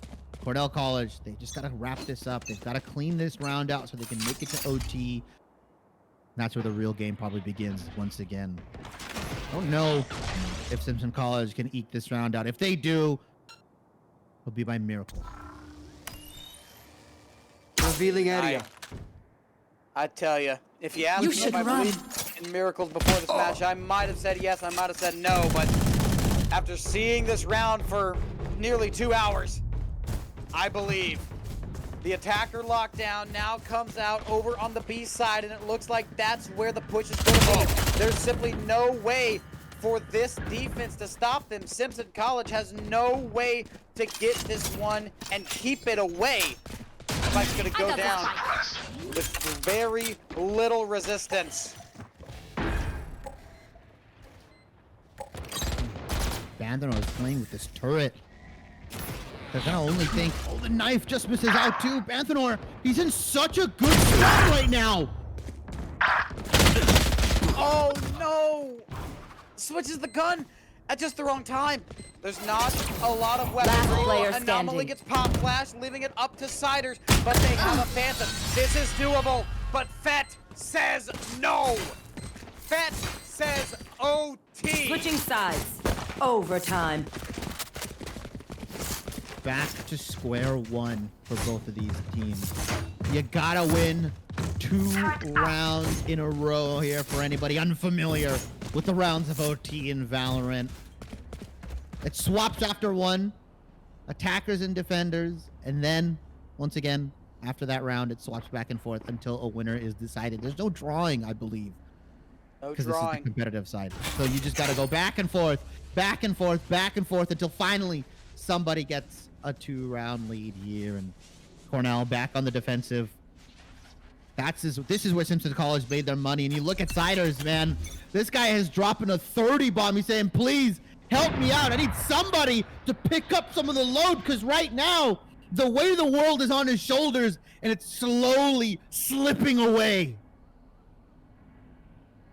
Chibi, I've not seen too many OTs here at MEC, but man, if there's any in OT to go the distance, it's likely this one. I would not be surprised if we see 10 more rounds, 20, 30, 40, 50. We might be here for a week. Oh, Launching smoke. don't tempt me with a good time, Tucker. I'll be here as long as needed, as Banthanor maybe looking to shut that down pretty quickly as he's playing his prototypical spot here. Molly. Smoke after smoke after smoke. Drops the Molly as well. He's got the Odin in the corner. Drive. Odin's one. Do they trade him out? He gets 2. And that's all you need. You run away. You back out. And Simpson College, Suppressing. 2 of the most crucial One members, suppressed. their smoke and their 30 initiator seconds goes left. down. They've just got to dry take the side and cable once more. Flash. 24 seconds to go. They've got to push through. They've got to disregard everything One that enemy they remaining. have. And Spike they've down got A. to push. And Banthanor and Fett waits for them. 1 10 versus seconds 3. left. Blight staring at a stone wall. No chance they get there. It's Cornell on match point. Switching sides. Match point. Level heads until we're home, yes? A nice round from them being down by 7 to now on match point 13-2. And Cornell, will they go the tried and true B bomb site that they've had so much success on? Or will they try to switch it up? Will they go through tree? Will they go through A main and look to do the split? Right now, it looks like they're playing a sort of default position here. Just looking to game Standing space, ahead. looking to maybe punish some aggression as the knife does get dodged out. Doesn't pick up anybody, and that could be some false information. That could signal to them that maybe the rest of the team is going B, and so the rotation comes out.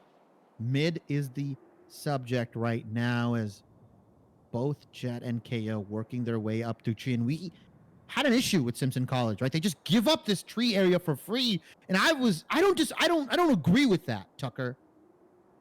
No, this is such a pivotal position where you can go through garden or you could get on the site easily.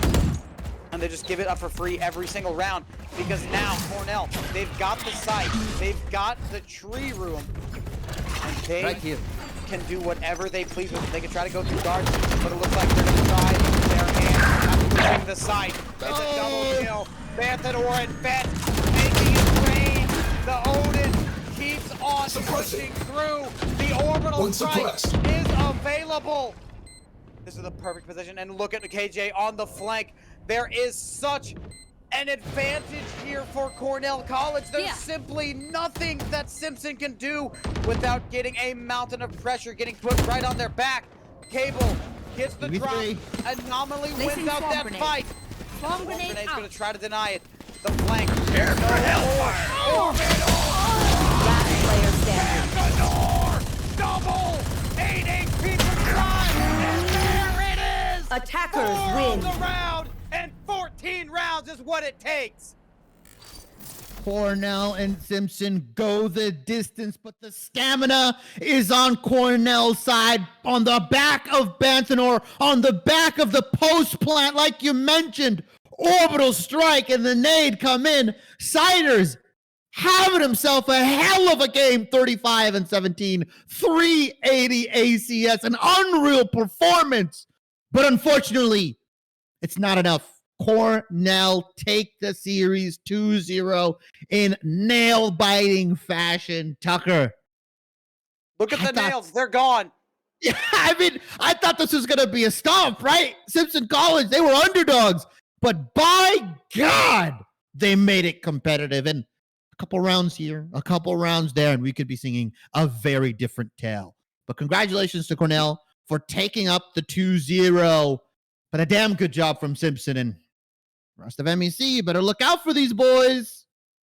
Yeah, absolutely. This put these two teams on the map, specifically Simpson. They've had a really tough time getting themselves in the mind of all the other teams of the MEC, kind of been more of the underdogs of the MEC, and they haven't really been taken seriously. That gets them on the map. So kudos to both of these teams, and a big congrats to Cornell College. But while we're on the topic of underdogs, Southwest Baptist coming up next, going to take on Cleveland State University, who we saw just a little bit ago in one last match of the night. I hope that you all stay tuned because we are not done yet. One more match, and then we're gone.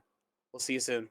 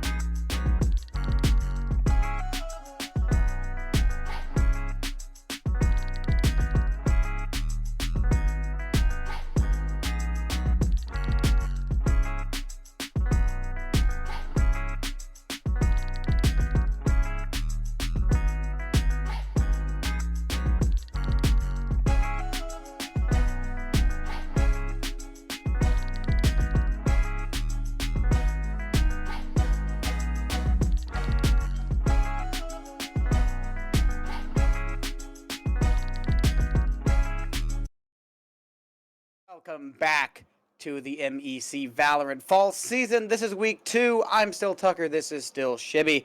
And if you're just tuning in, I'm going to need you to go back and watch the last match, because it was absolutely insane. Cornell College versus Simpson College went 2-0, and man, both maps were absolutely insane. So if you get a chance, make sure to go back and watch that. But we have another match getting underway really, really soon. It's going to be Southwest Baptist and Cleveland State University.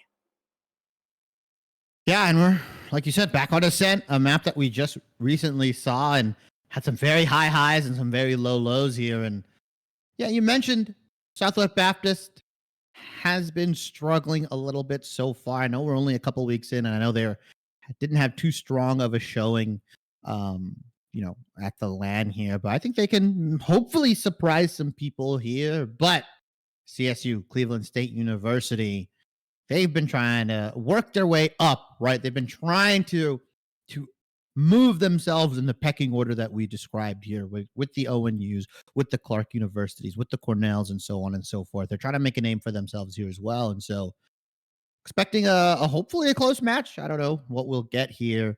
CSU, though, versus Southwest Baptist. Some interesting compositions coming out from both of these sides, although we see something a little bit more subset standard from CSU, right? You've got the double initiator with the KO and the Sova. You've obviously got Sully on the KJ.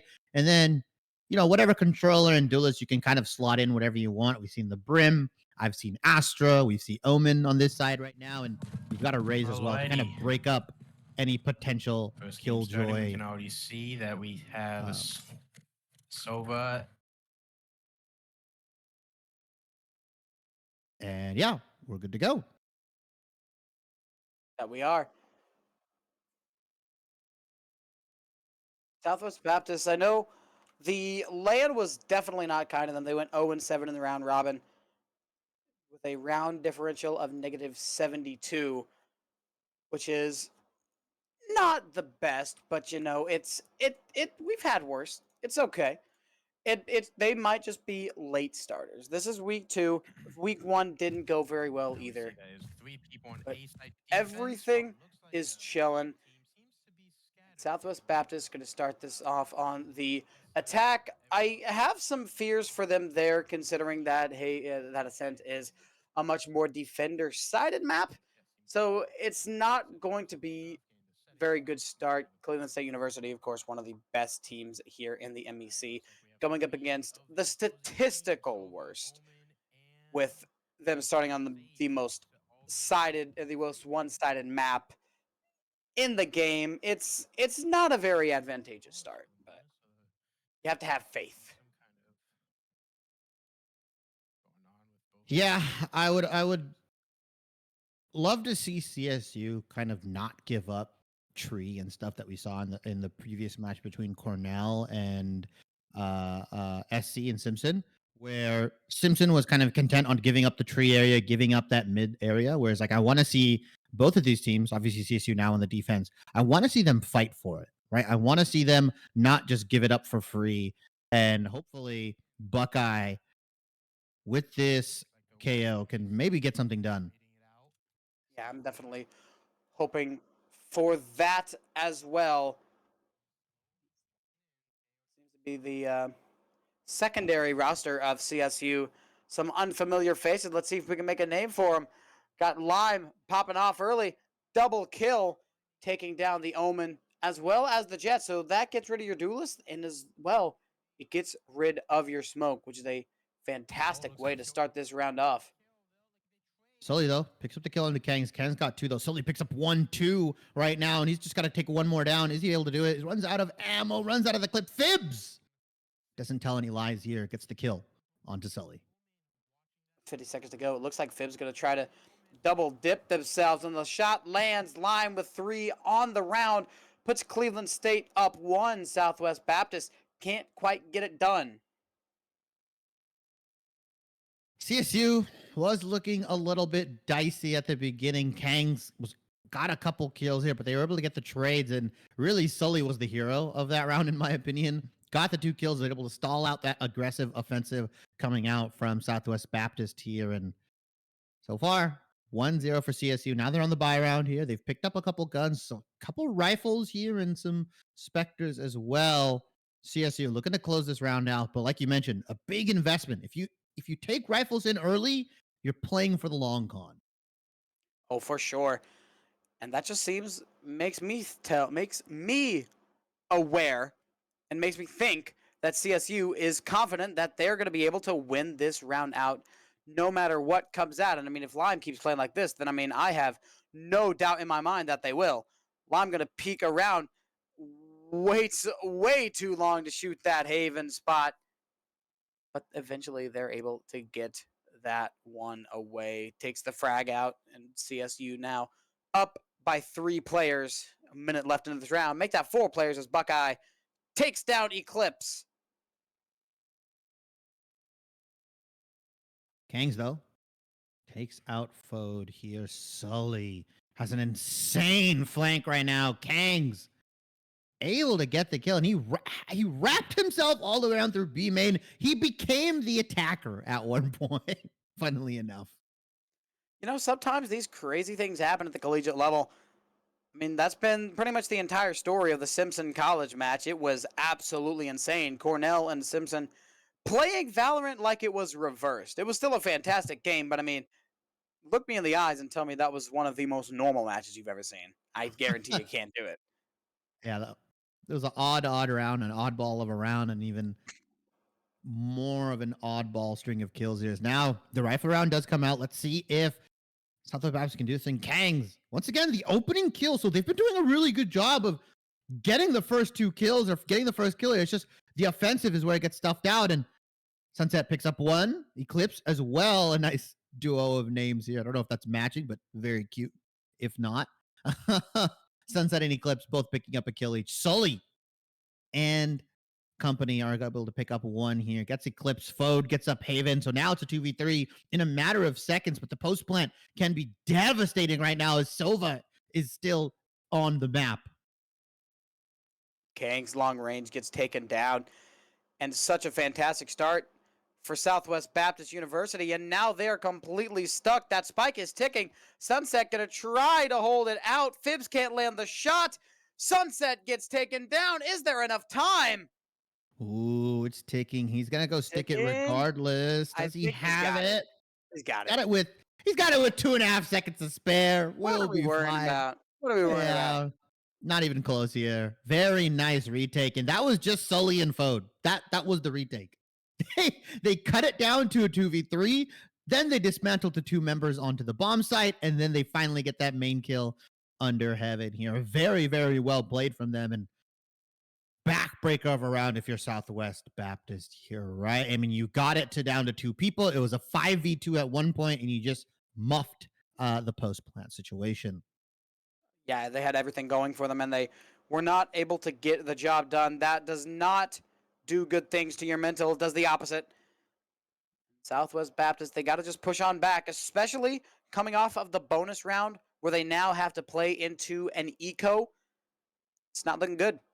Southwest Baptist, they have the right idea. They're going to try to play a little bit more of a default push this time up the middle part of the map, specifically in courtyard. Sully catches the Sage Fibs, lacking, and then Buckeye takes down Eclipse with Sully being the last one to strike. Haven is no more. These rounds are absolutely surgical from CSU. These are quick rounds too, right? Like, I mean, it ended in less than 30 seconds. I mean, CSU's just stomping their way through right now this map. They really are. This rival round would be the exclamation point to the beginning of the end, or I should say the ending of the beginning of the game. CSU is able to take this round as well, strip off those guns, and strip another round away and try to force them into another eco. So far, CSU has been almost perfect, and that has been good enough. Southwest Baptist needs a little bit of work. They haven't even attempted to go to the B site, really, too. They've just been working this A main tree area. And Kangs, once again, man, picks up the opening kill and might be the start of something good here. Very possible. They've got the advantage, but they need to make this happen in a timely manner. 1 minute to go. Southwest Baptist rotating it back around, gonna go their way up through courtyard. They seem to really like pushing through courtyard. The recon dart not gonna help them out at all. Spots a couple of players out. Cue the tilt. Catches the headshot. Sunset though, look at this. Fode had no idea where that one came from. And Sully can't land the shots as well. Southwest Baptist has a free plant on B. Really nice from them. That opening kill kind of starts the aggression here. And the Hunter's Fury gets invested offensively, right? He just throws it down and says, I know where you are. I'm going to go for the kill here. Unfortunately, can't tag him up here. And it's still a 2v4 retake. And now down to a 2v3. CSU, do they just thrive in these uneven retake scenarios? Maybe, but not this specific one. Sunset gets 3 and Eclipse will end it off with the last shot, and Southwest Baptist will get on the board. Took them a little while, but they're there. CSU let that one slip away from them. The gunplay was just a little bit better on the side of Southwest Baptist, and CSU let it rule over them. And really, it's been Kangs kind of getting these opening kills here is on our screen. I think there's a little bit of a technical difficulty. I don't know if they're going to go back into it very soon. But yeah, Southwest Baptist doing a really good job, specifically with Kangs on the Reyna. I had my doubts on like why you would pick Reyna. You have to be a very greedy player if you want to end up picking that character. But he's been making it work so far for Southwest Baptist. Even though the round score is 4-1, he's been that shining point for that team and has just been able to get those entry kills. Oh, absolutely. Kangs has been the kind of the diamond in the rough, if you will. Southwest Baptist can absolutely use a couple of those. If Kyan can try to find a couple more of these first bloods and maybe a couple more of those rounds, then they could bring this back to a tie ball game. I mean, whether it be 4-4, 5-5, maybe even 6-6 at the half. I would definitely be down for that, but looks like Cleveland State has other ideas with a 2 kills right off the bat. And speaking of the diamond in the rough is just buried even deeper. Unable to be found here right now. And now it's up to the Omen, the Jet, and the Sage here right now. Looking to do something here as Tilt just holding this area. I love the usage of the smokes here, just blocking off any offensive, blocking off any flood. And all you realistically need on the A-bomb side is 2 members, right? That's all you can kind of spare here, as mid control is so important. As you see where the KJ setup has an alarm bot, has a nano swarm there, as Eclipse does pick up one. Tilt gets a little too feisty, a little too aggressive, and pays for it. Now it's Buckeye alone on the map. They've only got a couple seconds before the Sova rejoins, and now it's back to a 2v2. And Eclipse, buddy, where are you looking?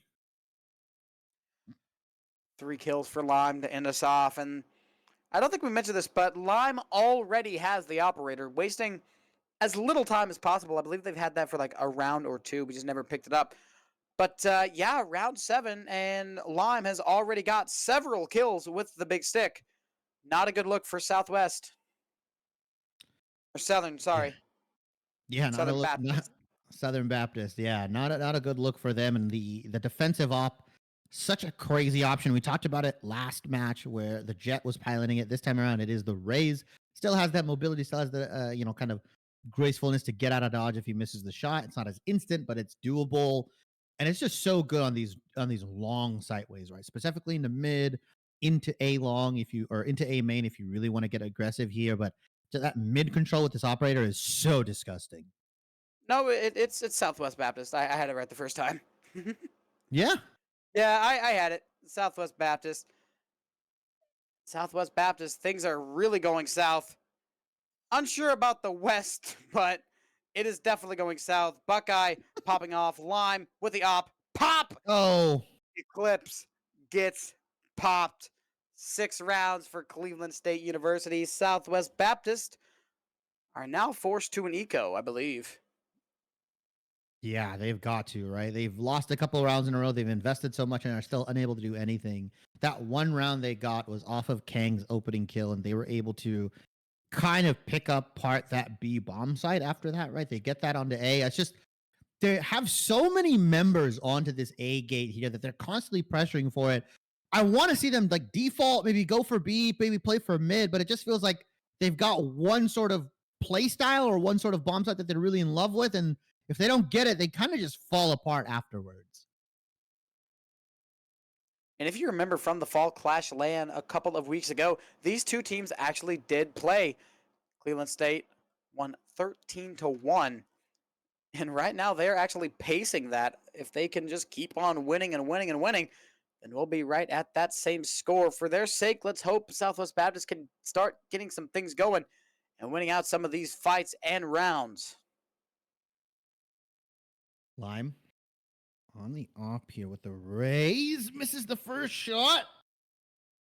You know where he is, and they're going to go re-challenge Kangs. Oh, my Lord. Brave is one word to use that challenge. Optimistic could be another, Tucker, if you're feeling a little bit nicer here, but that was just outright plain not intelligent. You know what? It could have gone worse. Speaking of, Sully. Oh my goodness, nice shots. Double kill and Lime over at mid. Wasting everything that Southwest Baptist has to offer. Kangs just letting the recon dart do whatever it needs to. And Sully brings us 7-1, 3 kills on the round for Cleveland State University, specifically Sully. And CSU is starting to run away with it. The afterburners are starting to warm up. Yeah, I mean, this doesn't look like this is going to slow down anytime soon, right? The train has departed. It's going 100 miles an hour, and unless CSU wants to pull the brakes, I don't know if Southwest Baptist has any way to stop this locomotive. Round 9 coming out. Southwest Baptist has a couple of ults that they can use from the Shadows and the Blade Storm. But CSU has a couple more they've got from the Shadows, but they also have the Lockdown and the Null Command. As the Aldrone comes out, trying to place Southwest Baptist in a good spot, get them some information, and try to get another round on the board, but CSU going to give them nothing with Lime. Long range op shot. Look at on the minimap. Look at how far that angle is. Now the push comes in. Ooh, Q, the tilt gets up a couple here, but now it's a 2v2. CSU versus Southwest Baptist. Although Lime, that wall comes in. That's not a good wall. There's a gap. He's going to squeeze in. He's going to get the no scope. Fibs miffs the wall, and it's a culmination of this game right now. Just a couple slight missteps, a couple key misplays from Southwest Baptist, and the round goes Ori. A very good start, but they just can't close it out. Now with that, Cleveland State is on the verge of getting double digits, just 2 rounds away, considering Southwest Baptist has lost quite a few rounds in a row. I believe they've now lost 6 in a row. Cleveland State University is definitely showing their worth and showing why they deserved to be co-champs of the Fall Clash LAN. Southwest Baptist is trying their hardest against them, but Cleveland State is simply having a much easier time. The shot through the box takes down Sunset. Buckeye can't land that shot, will have to fall back. But at this point, the work is almost already done. CSU, 2-man advantage with a minute to go. Lime is picking up shot after shot, kill after kill. Gets 4-3 with the up. Last one with the nade, and Lime absolutely tears through Southwest Baptist. Eco round, Southwest Baptist. What can you do? You're going to give the Jet, the Marshall, and everybody else going to have some pistols. They still have the ults if they choose to use them. They have not used one of them since I pointed it out a couple of rounds ago. They had the Blade Storm, and they had the From the Shadows. The Empress is now available, so they've actually been collecting ults. But the thing about ults is that you can use them, and they're really good. Like Lime, right there. Phantom now out. Didn't even need it for the first one. Gets triple. 1 with the showstopper, 2 with the phantom, and it's Sunset to finally put an end to the reign of terror. Sully trades it out and gets 1 more to boot. Double digits Cleveland State. In a matter of minutes, this game has gone from bad to worse for Southwest Baptist. CSU just running all over these guys right now. They're just styling on them. They really are. That's the sad thing. Cleveland State is just playing like it's casual. They're playing a swift play right now. They're playing insane. It's not intelligent. Let's be real. CSU is playing a very unintelligent game, but it's working. Like, what is that? Yeah, just dry peek with the knife, and somehow it works. Somehow Buckeyes shots land here. Now, it might be a little mean to say it's not intelligent. Let's say they're playing a little bit more risque, as now they're finally getting punished. As Haven looks the other way and gets taken out by Buckeye here. Southwest Baptist. Doesn't matter how many collective brain cells CSU is using, as now it's a 3v1. There's no way they messed this up, and Lime just playing with his food. Oh my goodness, Eclipse is sandwiched. And there it is. It's going to be Buckeye to get the credit for it. Headshot sends us into the half. Scoreline 11-1. Let's give him the benefit of the doubt. Defender side Haven, it's easy. Being on the offense on Haven is a really rough spot to be in. Southwest Baptist, the comeback starts now. Yeah, 11 is all they get, Tucker. That's what I'd be telling my team right now. Real. 11 is all they get here. And let's see if CSU can just win this outright. As they win this pistol, Southwest Baptist is going to be forced to do a buy here. Right? They're going to do whatever credits they can. Let's see if Southwest Baptist can turn this around, make it hard for them, right? Even if you lose, I like to say make them sweat, right? Make them sweat for it. Don't just lie down and take the L, as Lime, unfortunately, lies down and takes the full clip of the classic. Bike goes down, Sully as well. The Ghost just casually picking up a lot of kills this game. And there's yet another for Sully. The Ghost and Sully are like besties right now. Lime as well. Make it 3 kills, 2 with the Ghost, 1 with, of course, that classic right click. And now, Shibby, this match just started and we're at match point. Yeah, it did feel like it just started, right? Like it felt like, not even half an hour ago it started here. But CSU making quick work of Southwest Baptist right now. Buys are coming out as much as they can do. Southwest Baptist, they've got a Marshall, they've got an Aries, they've got some tomfoolery with Sunset here. Let's see if he can get this out. So really good if he can find these people here, and he's going to try to spray through. The counter spray comes in, food! What a play. Lime picks up 2 headshots with the... oh, my Lord. The game's over. I'm not even allowed to talk. Oh, my goodness. Shibby, that is it. Map 1. Hacint goes to CSU 13-1. It's a fall clash-esque match, like I was talking about halfway through. Cleveland State faced off against Southwest Baptist a little bit earlier on over at the LAN a couple of weeks ago in Des Moines, and it went the exact same way. But hey, there's always map 2, Shibby. It's a best of 3. It is a best of 3. You can potentially play 2 more maps here if you're on the side of Southwest Baptist. And now for map number 2, a personal favorite map of mine, Tucker. Don't know if that's a controversial opinion or not. I feel like most people don't really complain about this map. It is bind for both of these squads.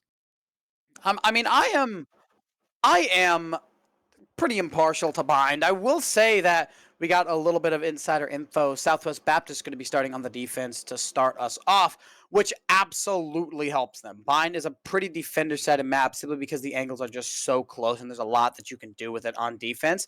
So that will help them out, hopefully make this game a little bit closer. If they can maybe take 6 rounds, 7 rounds, they'll be in a pretty solid spot. Unfortunately, once that side switches, I'm going to have a really tough time.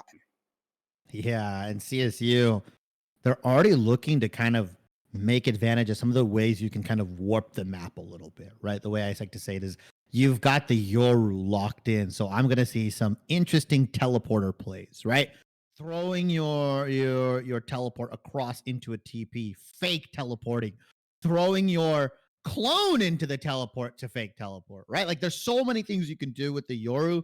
We've seen it executed at the highest level, right? Specifically in NA. A lot of Yoru players kind of pop up on Bind magically, even though they've never played it. And so it becomes really interesting what you can do on the attacker side to kind of push and pull the defenders back from A, back from B. And I think for me specifically, getting that teleporter control is so important for both ends. Yeah, I definitely agree. I think the Yoru pick is a really solid pick. I'm going to be interested to see what exactly this CSU team has to offer in a map like Bind, which is this is one of the maps that I don't believe we have seen this team play on. We've seen them play on quite a bit, but I don't think Bind is one of them. I think we have a game crash, so technical difficulties. Yeah. Hold on a sec. Yeah, there's Little, a little little, bit of a little, game crash. little bit of tech issue. Sorry about that, chat. We're still here. We're not going anywhere. Yeah, we're gonna speed on through this quickly here is now, like you mentioned, the comps have been picked up. Brimstone on the side of Kangs. And usually what I like to see is a double controller composition on Bind. I think it's really nice and clean to run Brim Viper, Omen Viper, Astra Viper. Typically, if you haven't figured out the trend, Tucker, I like to see Viper on this map. It just allows you to play so much more intelligently, both on the attacker and the defender side. The feints you can pull, the map control that wall allows you to give. You can throw it into hookah all the way across from A site, and you can kind of control a lot of that area here. You can even squeeze it into garden here and still play on the A site. So no Viper from either of these squads. Both teams opting in for the solo Brimstone. We see a couple different initiators, right? We see the KO, we see the Sky, and in the same vein that like Viper is half Sentinel and kind of half controller in my mind, I feel like Yoru plays like both initiator and duelist, right? Because he's got flashes, he's got ways to get into the back of the site. He really sets his team up for a lot of success because of all the different tomfoolery and trickery that he can do. And I really like that about the good Yorus, is they kind of flex in between the positions. Yeah, I would definitely agree with the more double agent side of Yoru.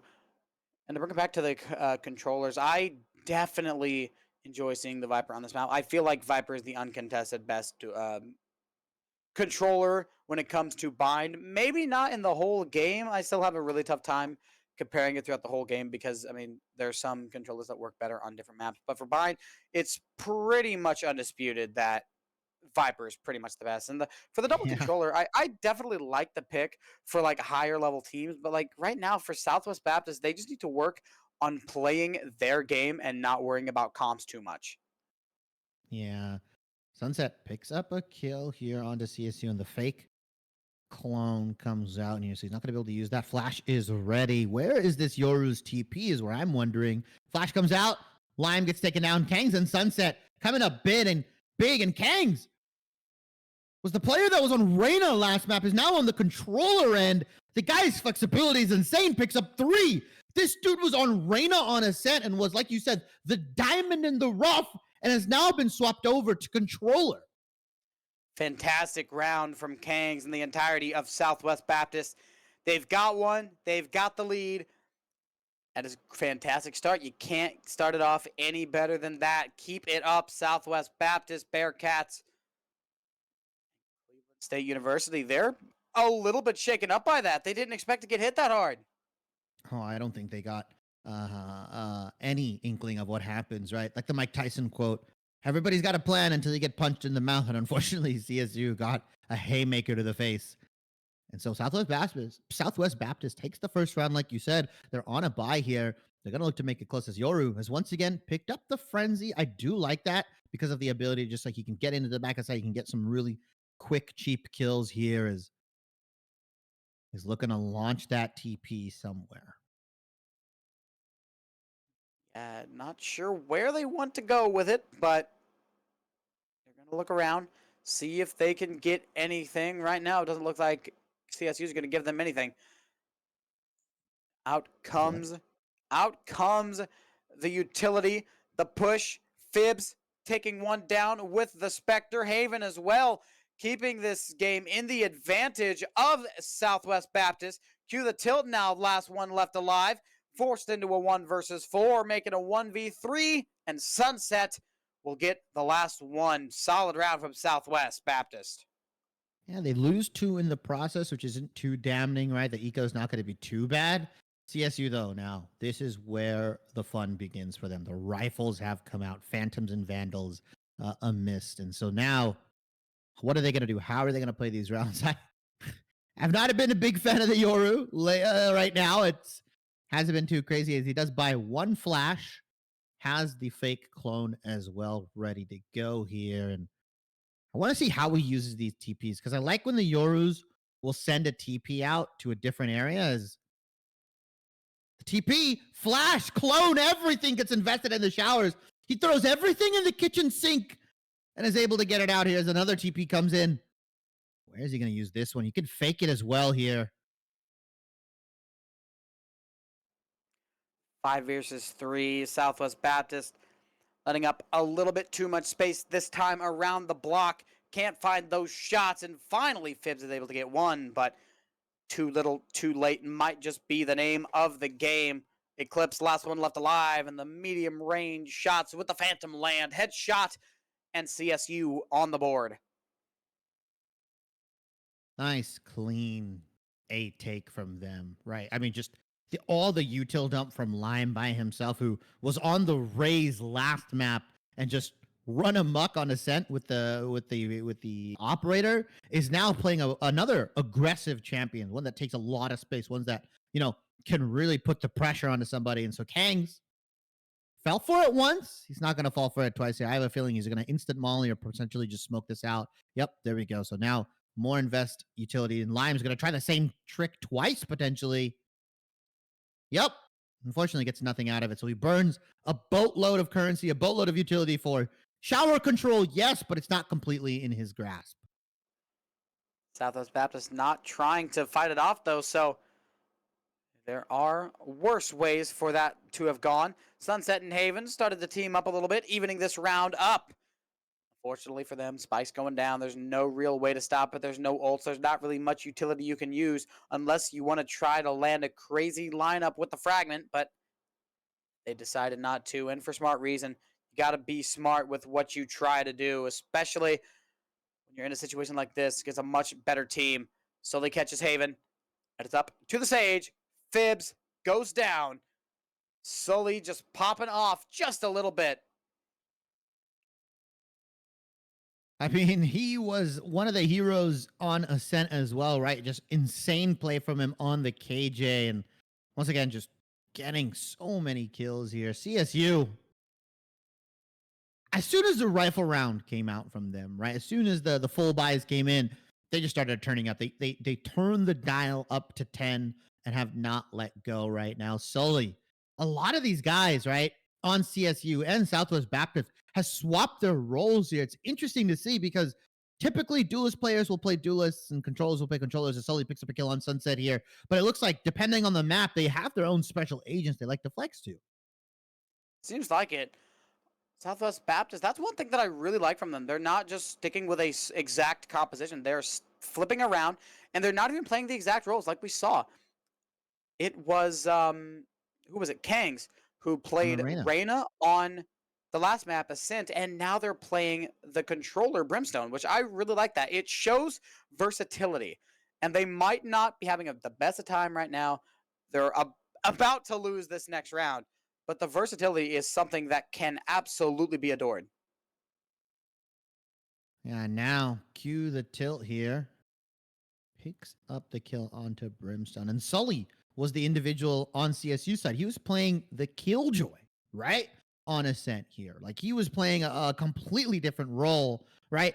Defense sided, very setup heavy. And now he's on the Jet, which is like way more space taking, aggressive. Like the flexibility from both of these teams is nice. And I think that's what we're going to see throughout the MEC season. I feel like a lot of these teams, they kind of queued up for different roles and they're like, all right, we can play all these. And it's like, well, no, I actually want to put you in this role. I think you'll, fit better here, depending on what the coaches think, depending on what some of the other players think. Like, oh, I think you can pick this up, right? It's never too late to pick up a new agent. And so I love the flexibility, like you mentioned. Is now CSU, they're looking to just aggress onto this B bomb site. This is the first time they've hit it in a while. They've got all the right pieces here as the null command does get invested from Southwest Baptist to stop it. But unfortunately, they don't care that they're silenced. They're relying on their gun skills. And so far, so good. Actually, really bad for CSU. Sully with the flank. They're going to find him out. Oh, wow. Sully almost gets caught off guard, but they're able to stay alive. Oh, no! The showstopper misses, but it doesn't matter. Sully doesn't have enough money and enough guns, enough bullets, anything they got. Sunset gets the frag. What a way for that round to end. Dodges left and right. At that point, Sully, he wanted to just throw the gun at Sunset, right? Any damage would have been good here. Unfortunately, he can't do that as Lime is throwing his TP across to that B bomb site to potentially join his team. He can also play that lurk kind of Yoru style. Yoru as an agent to me is one of the most fun to watch. I don't personally play him, but just like watching what Yorus do and how they operate, right? Like we said, that duelist initiator, they can also play that lurk style and they can rejoin their team. It's so nice when individuals are just using the full capabilities of this agent. Like right now, this could just be an A offensive, but he's just going to be able to TP on out, get the kill, and look, he's back with his team. And he And gets another. Oh my goodness, Shibby. This is just unbelievable scenes from the CSU side. Sensational Valorant. 1 versus 5 for the Sage. And they're just going to run it off to the other side. Save that gun for next round. Yeah, when it's all said and done, this map is looking a lot closer here. Maybe you have to suspect that Ascent was potentially CSU's map pick, as now Southwest Baptist is on theirs. Bind here. Uh-oh, are they going to be able to find him? Fode checks the usual corners, checks the rat hiding spots, and calls the Exterminator and gets rid of that last gun on the side of Southwest Baptist here. 3-4. Very, very competitive map at the moment. That it is so far. Fortunately for Southwest Baptist, looks like they are struggling economically. Not a lot of money. So they're likely going to be dropping this next round at all. And once the thing about CSU gets started is they get momentum going. Once that gets going, there's pretty much no shot for them to save it up. But the looks like the time gets paused. I think we're having another tech pause. I believe so. We are going to get into we're great. almost a... We're good, actually. Never mind. We almost got into a tech pause, but I think everything got sorted out here. And Fode's skin on that Vandal.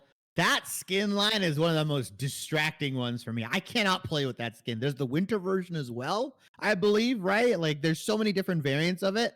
It absolutely, I just play worse with that when I have that skin on. That's very fair. It is absolutely distracting. It's beautiful. Oh, it's beautiful. But it's distracting. Yeah, it's distracting in a good way, right? Not in a bad way. It's not ugly or anything like that. But back to the match. Lime, once again, they get sour control here with 2, and this guy is just full sending it as the Yoru, and I love it!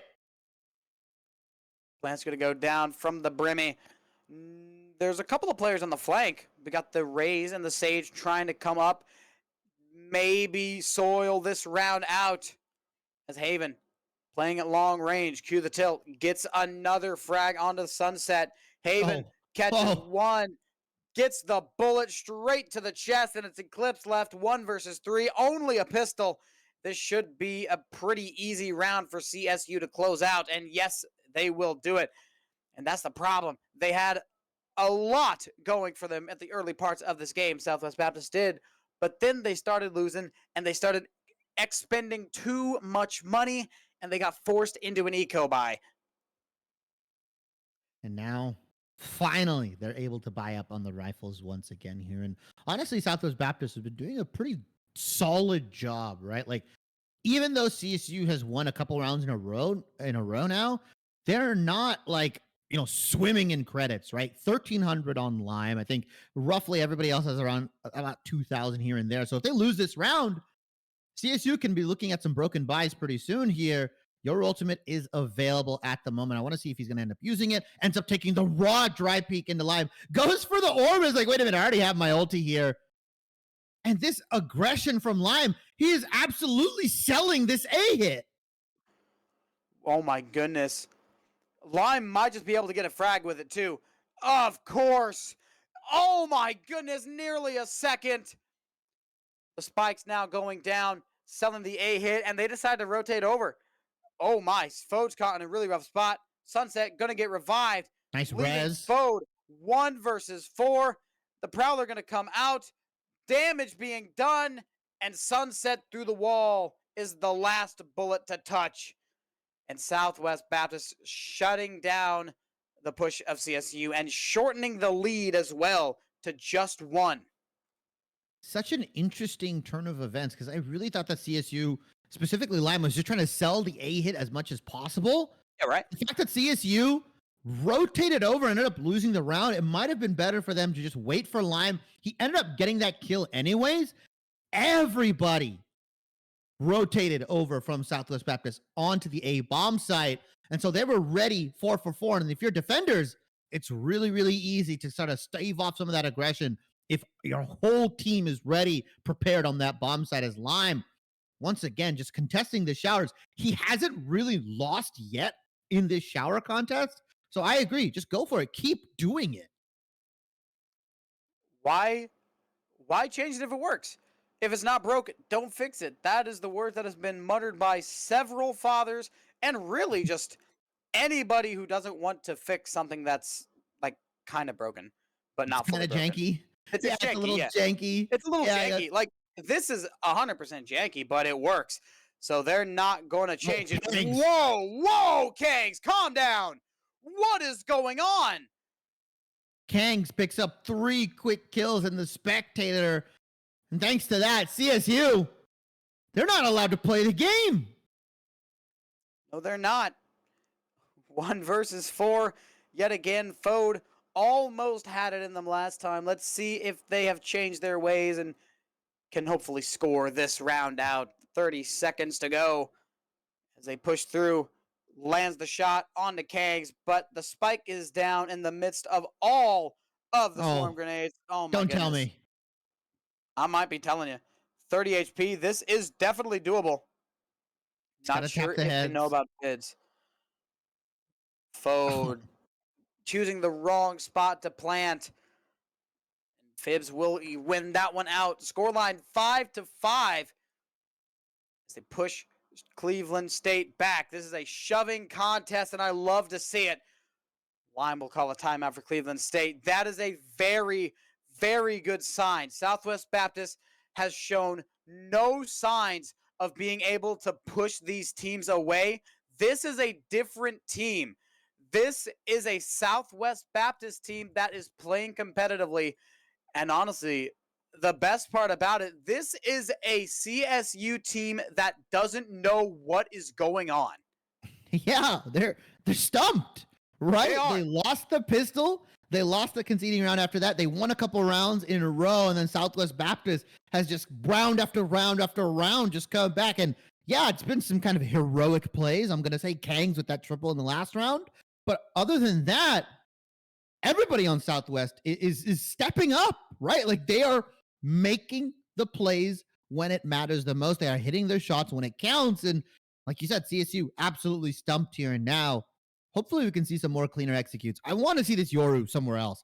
This guy has been fighting showers literally 10 rounds in a row. And don't get me wrong, you're right. If it's not broke, don't fix it. But if it's janky, it has some potential to not work, right? It has some potential to not really function the way you want it. So sometimes you've got to fix, even if it's a little janky here. And so now they're going for a new strat. Lime full pressing onwards. They break the wall here. They are going 5 men strong onto the B-bomb site. That they are. And Southwest Baptist hit with a train, trying to keep them off. It's 1-for-1. Eventually, Haven is traded out. And the defender lockdown going to come in, try to keep this Southwest Baptist side off of the B-bomb site. But the orbital strike completely negates the killjoy. And a 2-man advantage is now perfectly in place for Cleveland State University. Southwest Baptist only left with 1 ult, and it's not worth it. The showstopper is all they have. Just save the gun for round 12. Save the gun, save the showstopper. Maybe you can play for retake, or you can get really aggressive. CSU completely flipped the script. They were playing this default kind of slow, methodical style, letting Lime kind of cook here. And now they're like, you know what, Lime? Forget showers. Screw that. Come with us. As Sunset is getting hunted down here, and you lose one, but you take the rifle out of their hands. And Southwest Baptist, they've got some money to work with. It's not impossible for them to buy rifles here, but they might have to skimp out on a couple util. I feel like if there is one side that it's okay to skimp out on util a little bit, I feel like it's bind defense. It's a lot more gun oriented, a lot more gunplay oriented than some of the other maps. Even Ascent, I feel bind is just so much more defender sided, not because of what you can do with the utility, just because of the angles that you can hold. Yeah, I think you can get away. Especially in Raze's case, didn't end up buying the boom bot. It's not like you really need that info, but anyways, has been able to use any of it as Live picks up the kill on the Sunset. A nice quick kill. And now here comes the offensive. Cue the tilt Sully. Both of these guys popping off. Sully picks up 2. Headshot after headshot. Bang, bang, bang. Takes them down. No players lost. Cue the tilt going to push up and try to take Eclipse down. Eclipse, though, with a headshot, close range, gets the job done. 1 versus 3 for this Omen player. For not this Omen player, this Brimstone player. Kangs jumps down. Oh, jumps down too early. Yikes. Gets spotted. Yeah, got to work on that timing. But overall, fantastic half from Southwest Baptist. This is exactly where I wanted them to be. I mean, keeping Cleveland State University down for more than 6 rounds was probably not going to happen. So you know what? 5 rounds, that's completely okay. I'll take it. It's baby steps, Southwest Baptist. You're doing great. Just try to win a couple on the attack. This is where the real challenge is. It's going to be rough because they got that double Senti composition, right? We didn't really highlight it too much, but the fact that they have Sage KJ, ideally you're supposed to get a couple more rounds than that on the defensive side. But like you said, player skill is more important. In this case, 5-7 is really good. Southwest Baptist, they can still do a lot of work. They've got KO, they've got post plant really well with things like the Brim Molly, and the KJ Molly is now Sunset picks up the kill, gets traded out here. And Southwest Baptist, their pistol rounds have been pretty damn good. I will give you that. The pistols have been fantastic so far from CSU. Fortunately now, they've kind of met a rough patch. Sully pushing up, completely baits them out. And with that, Southwest Baptist just casually has a 3-man advantage, 1 versus 4 for Buckeye. And there we have it yet again. Southwest Baptist takes the pistol round and shuts the lead closer. And if things go the same way that the first half did, then Southwest Baptist will and should get it to a 7-7 scoreline, tie it up here, right? And that's where we can maybe see some momentum building. CSU, they're probably not going to invest too much, right, into this defensive half or defensive round here, right? It'd lose. We may see something like a shorty potentially coming out from the Jet here, or even the Yoru. But really no shenanigans as Lime. Wow, they're still playing like kind of aggressive onto this, B long situation here. Look at how much space. Look at how much space has been taken up by Southwest Baptist. This is fantastic. Kangs with a double kill. Spike will get planted. No shot for them to stop this one. Make that a 3K for Kangs. And Southwest Baptist making quick work of the CSU defense. It's a 1 versus 5. Sully has no way to get over without letting everybody know exactly where they are. Sully. Lone sheriff in hand here. Kangs, though, on the back, looking to make it a 4K for himself here. Kangs! Yeah, there's a 4K on Eco. It's not that high, but still really, really good. Builds up his ult charge, and he's damn near close to that orbital strike. Yeah, how many ults? I think it's like 1 or 2. He's got to be like It's- 1 or 2 away. Yeah, it's getting really close. And I mean, the Brimstone ult is one of the most powerful ults in the game. In case of DPS, it is the most damaging ultimate in the game. So, I mean, with just how much that it can do, it's got to be one of the best. Southwest Baptist forcing up to the bonus round. This is where it could either crumble or make everything go right for Southwest Baptist. This is the make or break round. It's got to be the bonus. It looks to be a B push, starting to switch it up just a little bit. The push coming in. Keynes gets one, but Nice. Sully's able to get 2. Lime through the wall and Fode with a long-range shot. Catch them all the way. Sully makes it happen. And it's up to Fibs, 1 versus 4. Valiant effort from Southwest Baptist. Sully, the hero for CSU. Sully and Lime, literally the dynamic duo partners in crime. Lime picked up 2, Sully picked up 3, and they just only were able to kill 1. I was going to say it's pretty good for Southwest Baptist. They can take 2, even 3 people down. That would just kind of wreck the eco for CSU, but they only lose 1, and now the rifle rounds begin. Real Valorant starts here once again on round 16.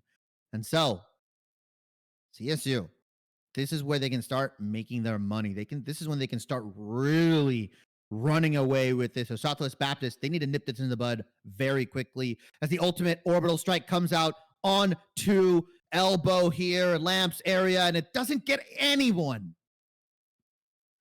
I don't even think it did that much damage either. Sunset gets caught out by the haunt. They know exactly where Buckeye is. Buckeye over there. Never mind. I got my name mixed up. Sorry. Sunset is the one that goes down, and Southwest Baptist having a really rough time trying to get through this A site. Q gets 2. And Fibs is able to get 1. They're the last one left alive after Lime takes down Kangs. CSU Fode, the rest of CSU find out where Fibs is, and Southwest Baptist. I like the idea, don't get me wrong, but that instant molly was just so good in stifling out. They couldn't push with the orbital strike. So that thing just got wasted. It got completely taken out by a molly from the enemy brim. No more ultimates on the board. So it'll be up to just a standard round of Valorant, minus the rifles if we're talking Southwest Baptist. But, you know, that's all right. 5 sheriffs is enough to get the job done. We've seen it happen before, but not necessarily against a full buy round. But, you know, crazier things have happened. I am a believer. 7-9. Sully has quickly squashed your beliefs, Tucker. 2 headshots in a row. This guy has been clinical with the Vandal. Oh my lord. Picks up another. Give the man the ace. Let him have it. Flawless around. Q the tilt's the last one. The Brim battle is won. And CSU is there at double digits first. Going to force Southwest into another buy-up situation where they're going to have to win this one out. If they do not, then that should be GG's. They're in about a pretty bad economic position where I believe they have enough for this round, but the next one is going to be really weird. Yeah, 7-10, CSU, double digits like you mentioned, and a couple more rounds, and they just end away the game. You said this map was defender-sided, and I think we all knew it, but I didn't think CSU was going to be able to get so many kills. As Kangs, though, picks up the kill on the line. Buckeye dogs it out, but isn't able to get too much information. You know, he's going to hold down into Garden here. Gets the flash. Unfortunately, flashes himself, too. And Kangs picks up the kill. 2 kills to his aim, but Sully, huge flank. Wow, my goodness. There's a flank. Kangs lands the shot. Sully can't. The knives just miss out. Two-man disadvantage on this retake. Southwest Baptist might just have a shot at winning this round out. They've got the spike down. It's ticking about a quarter of the way through, and that will detect both of them. Kangs, not even needed. Haven peeks out after the blind, and it's double headshots. 8 rounds on the board for Southwest Baptist now. 8 rounds, and off the back of Kangs, really, right? He just was able to pick up a couple nice kills, and he's playing Brimstone, man. He's like, he's not playing a duelist. He's not playing somebody, that is super flashy, right? He's a very gritty kind of agent, and he's just out handsing you, out gunning you down right now. 19 rounds. Oh. Oh my goodness. Sully, That double goes him. headshots. Just like that. There goes Brimmy. There goes the Sage as well. Lime has to pick up where they left off. And it is a double for them as well. All up to the KJ. Haven, what can you do? 1 versus 4. I mean, we've seen crazier things happen, but the robot needs to pop off like a well-oiled machine. Wait, They're what's looking going for him. what's going on They're that minimap? hunting for him. Haven, I think that was trigger discipline. yeah, he just waits for everybody to go through, and now everybody's confused. Where is this guy? How did he even pick up a kill? And now it's a 1v3. Has slimmed down the margins just a little bit, but I like what the Fade is doing, hanging in between both sites, not committing, saying, you know what, I can rotate really quickly. It's going to be half the distance. As now Sully and Lime, the dogs have been sent out. They've picked up a scent, but they don't know where he is. There's a red carpet to B, by the way. Let's just look at that. Red carpet to B. If they wanted to get that spike down, they absolutely could, but it is way too late.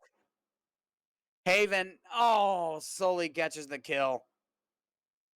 I feel like at that point you just try to go for the plant money, right? Like you just Exactly. full send it. But I get why he was hesitant. He picked up a kill, and now he's expecting people onto this bomb site. As now buys do come out 8-11. It's not impossible here. CSU looking to make it to match point right now. And it feels like Southwest Baptist. It feels like Southwest Baptist is just, it's Kangs, and if he can't pop off, then it's done. And what did you notice, Tucker? I noticed that if the KO, Sunset catches that frag. But real quick, I noticed that if the KO got that spike down, they would have got their ult, and that might have just been the round. What on earth is that, Lime? That was just tomfoolery at its finest here. After everything's all said and done, though, CSU and SB, a 4v4 kill for kill. Although, CSU, they lose their Jet, one of their duelists, but Lime has been more than happy to pick up the slide. As Q the tilt, a very good angle. It's not able to pick up the kill. Cannot land the shots. And now he gets mollied out. They have to leave, but Lime, he's picking up the slack. 1v4, and it is done. 12-8 is the score. SBU has played a fantastic game so far, but I think their road has come to an end. It's CSU just 1 round away. They've got 2 ults. They've got the cabbages. They've got the nuclear strike. They've got everything that they need. I mean, Southwest Baptist, they have an ult as well, but it is the Resurrect. And I mean, there's no way you could use your Resurrect if everybody else is dead. The Sage has got to be alive. And I mean, Sage has had a knack for being the last one left alive, but once they get that down to a 1 versus 3 or whatever it is, CSU's going to hunt. Yeah, and now you see Southwest Baptist playing a bit apprehensively. They know this is match point, but Sully once again gets the first blood. This guy's first blood ratio on this map is absolutely bonkers, I have to suspect. Oh my goodness, Sunset catches it from the side. Southwest Baptist has an opportunity to get onto that A site. They have a flank, however. They got to worry about Sully and the Sky. Spike now trying to go down, Oh, killing it out. Lime gets one, Buckeye as well, leaving it up to Fibs, and this is what I was talking about.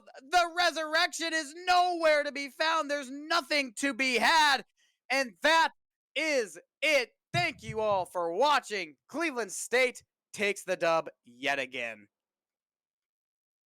A blowout in game one, but a closer game to Southwest Baptist, unfortunately, takes the loss here.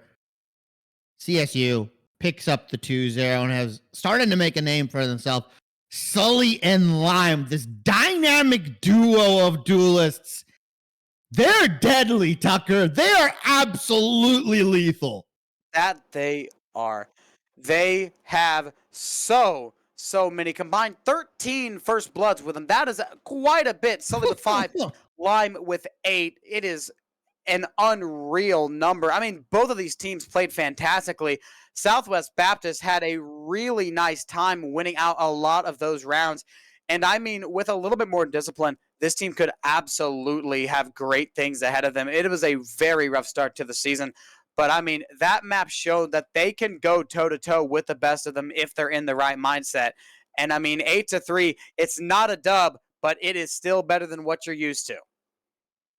Yeah, and you can almost kind of look at the first bloods and look at the rounds won, right? The 13 first bloods might just be the 13 rounds that they win here, right? Collectively, the whole team, 14 first bloods. Q the Tilt ended up getting one for himself here, but it feels like Sully and Lime are the engine to this locomotive, right? Like they are the heartbeats of this team. And if you find a way to stop them, if you find a way to stuff out one of them, the other one just picks it up. Like it's almost immediately. Anytime Sully got a double kill, Lime would be like, all right, let me give you a double. Let me give you a triple. If Sully went down, Lime would pick up the slack. He hit a 1v3, near 1v4 at one point, right? Turns the round on its head here. These two guys, I can't sing their praises enough. Very, very good from them. The diamond in the rough, like you mentioned, for Southwest Baptist, Kangs, right? On the brim, having a shining performance. I think you keep him on something more aggressive. You keep him on something like the duelist. That way you can make a little bit more space because he had a pretty good first blood ratio on Ascent, even though the map was 13-1. Kangs really was the one giving them some life, breathing some of these executes onto these bomb sites here. So a lot to take away for both of these teams here and a lot to study. But this was just week 2 of the MEC Valorant fall season. We've got so much more to play in the ensuing weeks, Tucker. The standings now could be flipped on its head. Oh, they really can. There's so much time and there's so much more improving that these teams can do. So I'm excited to see where these teams are at in just a couple of weeks. I mean, who knows? Week 4 rolls around. Southwest Baptist might just be able to win quite consistently. If they put on a performance like they did in this bind match, then they will have a really nice time. But that'll be it. I'm very happy with the Valorant we saw today. We saw some traditional Valorant. We saw some untraditional Valorant. We saw some straight up oddball Valorant. And we also saw the underdogs getting involved and getting those getting those upsides to the Valorant that they're so unused to. Like we saw Simpson College take Cornell all the way to OT, and Southwest Baptist taking this match all the way to 21 rounds, which we did not expect them to do. So kudos to them. Congratulations to everyone who win. GG go next to everyone who lost. Shibby, send us home. Well, if you have to look forward to more MEC Valorant, we've got matches Friday, Saturday, Sunday. There's a lot more to go through here. Obviously, we've got a couple more weeks into the future as well. But shout outs to our producer, Mr. Airborne G2 in the background, making us look good. Tucker, obviously shout out to you, and obviously shout out to Ashkan that was here previously, and a special shout out to the fans over at the MEC Valorant. You guys are the reason that we do this. You guys are the reason that we put on a show every week, and so I really appreciate all of you. And also, one more special shout out to the man behind a lot of what we're doing, Mr. Hypertension. I know he's been super stressed running multiple different events, but thank you so much. If you want to catch us here, same time, same place, tomorrow another set of rounds, another set of matches come in for the MEC Week 2 Valorant Fall Season. Thank you ever so much.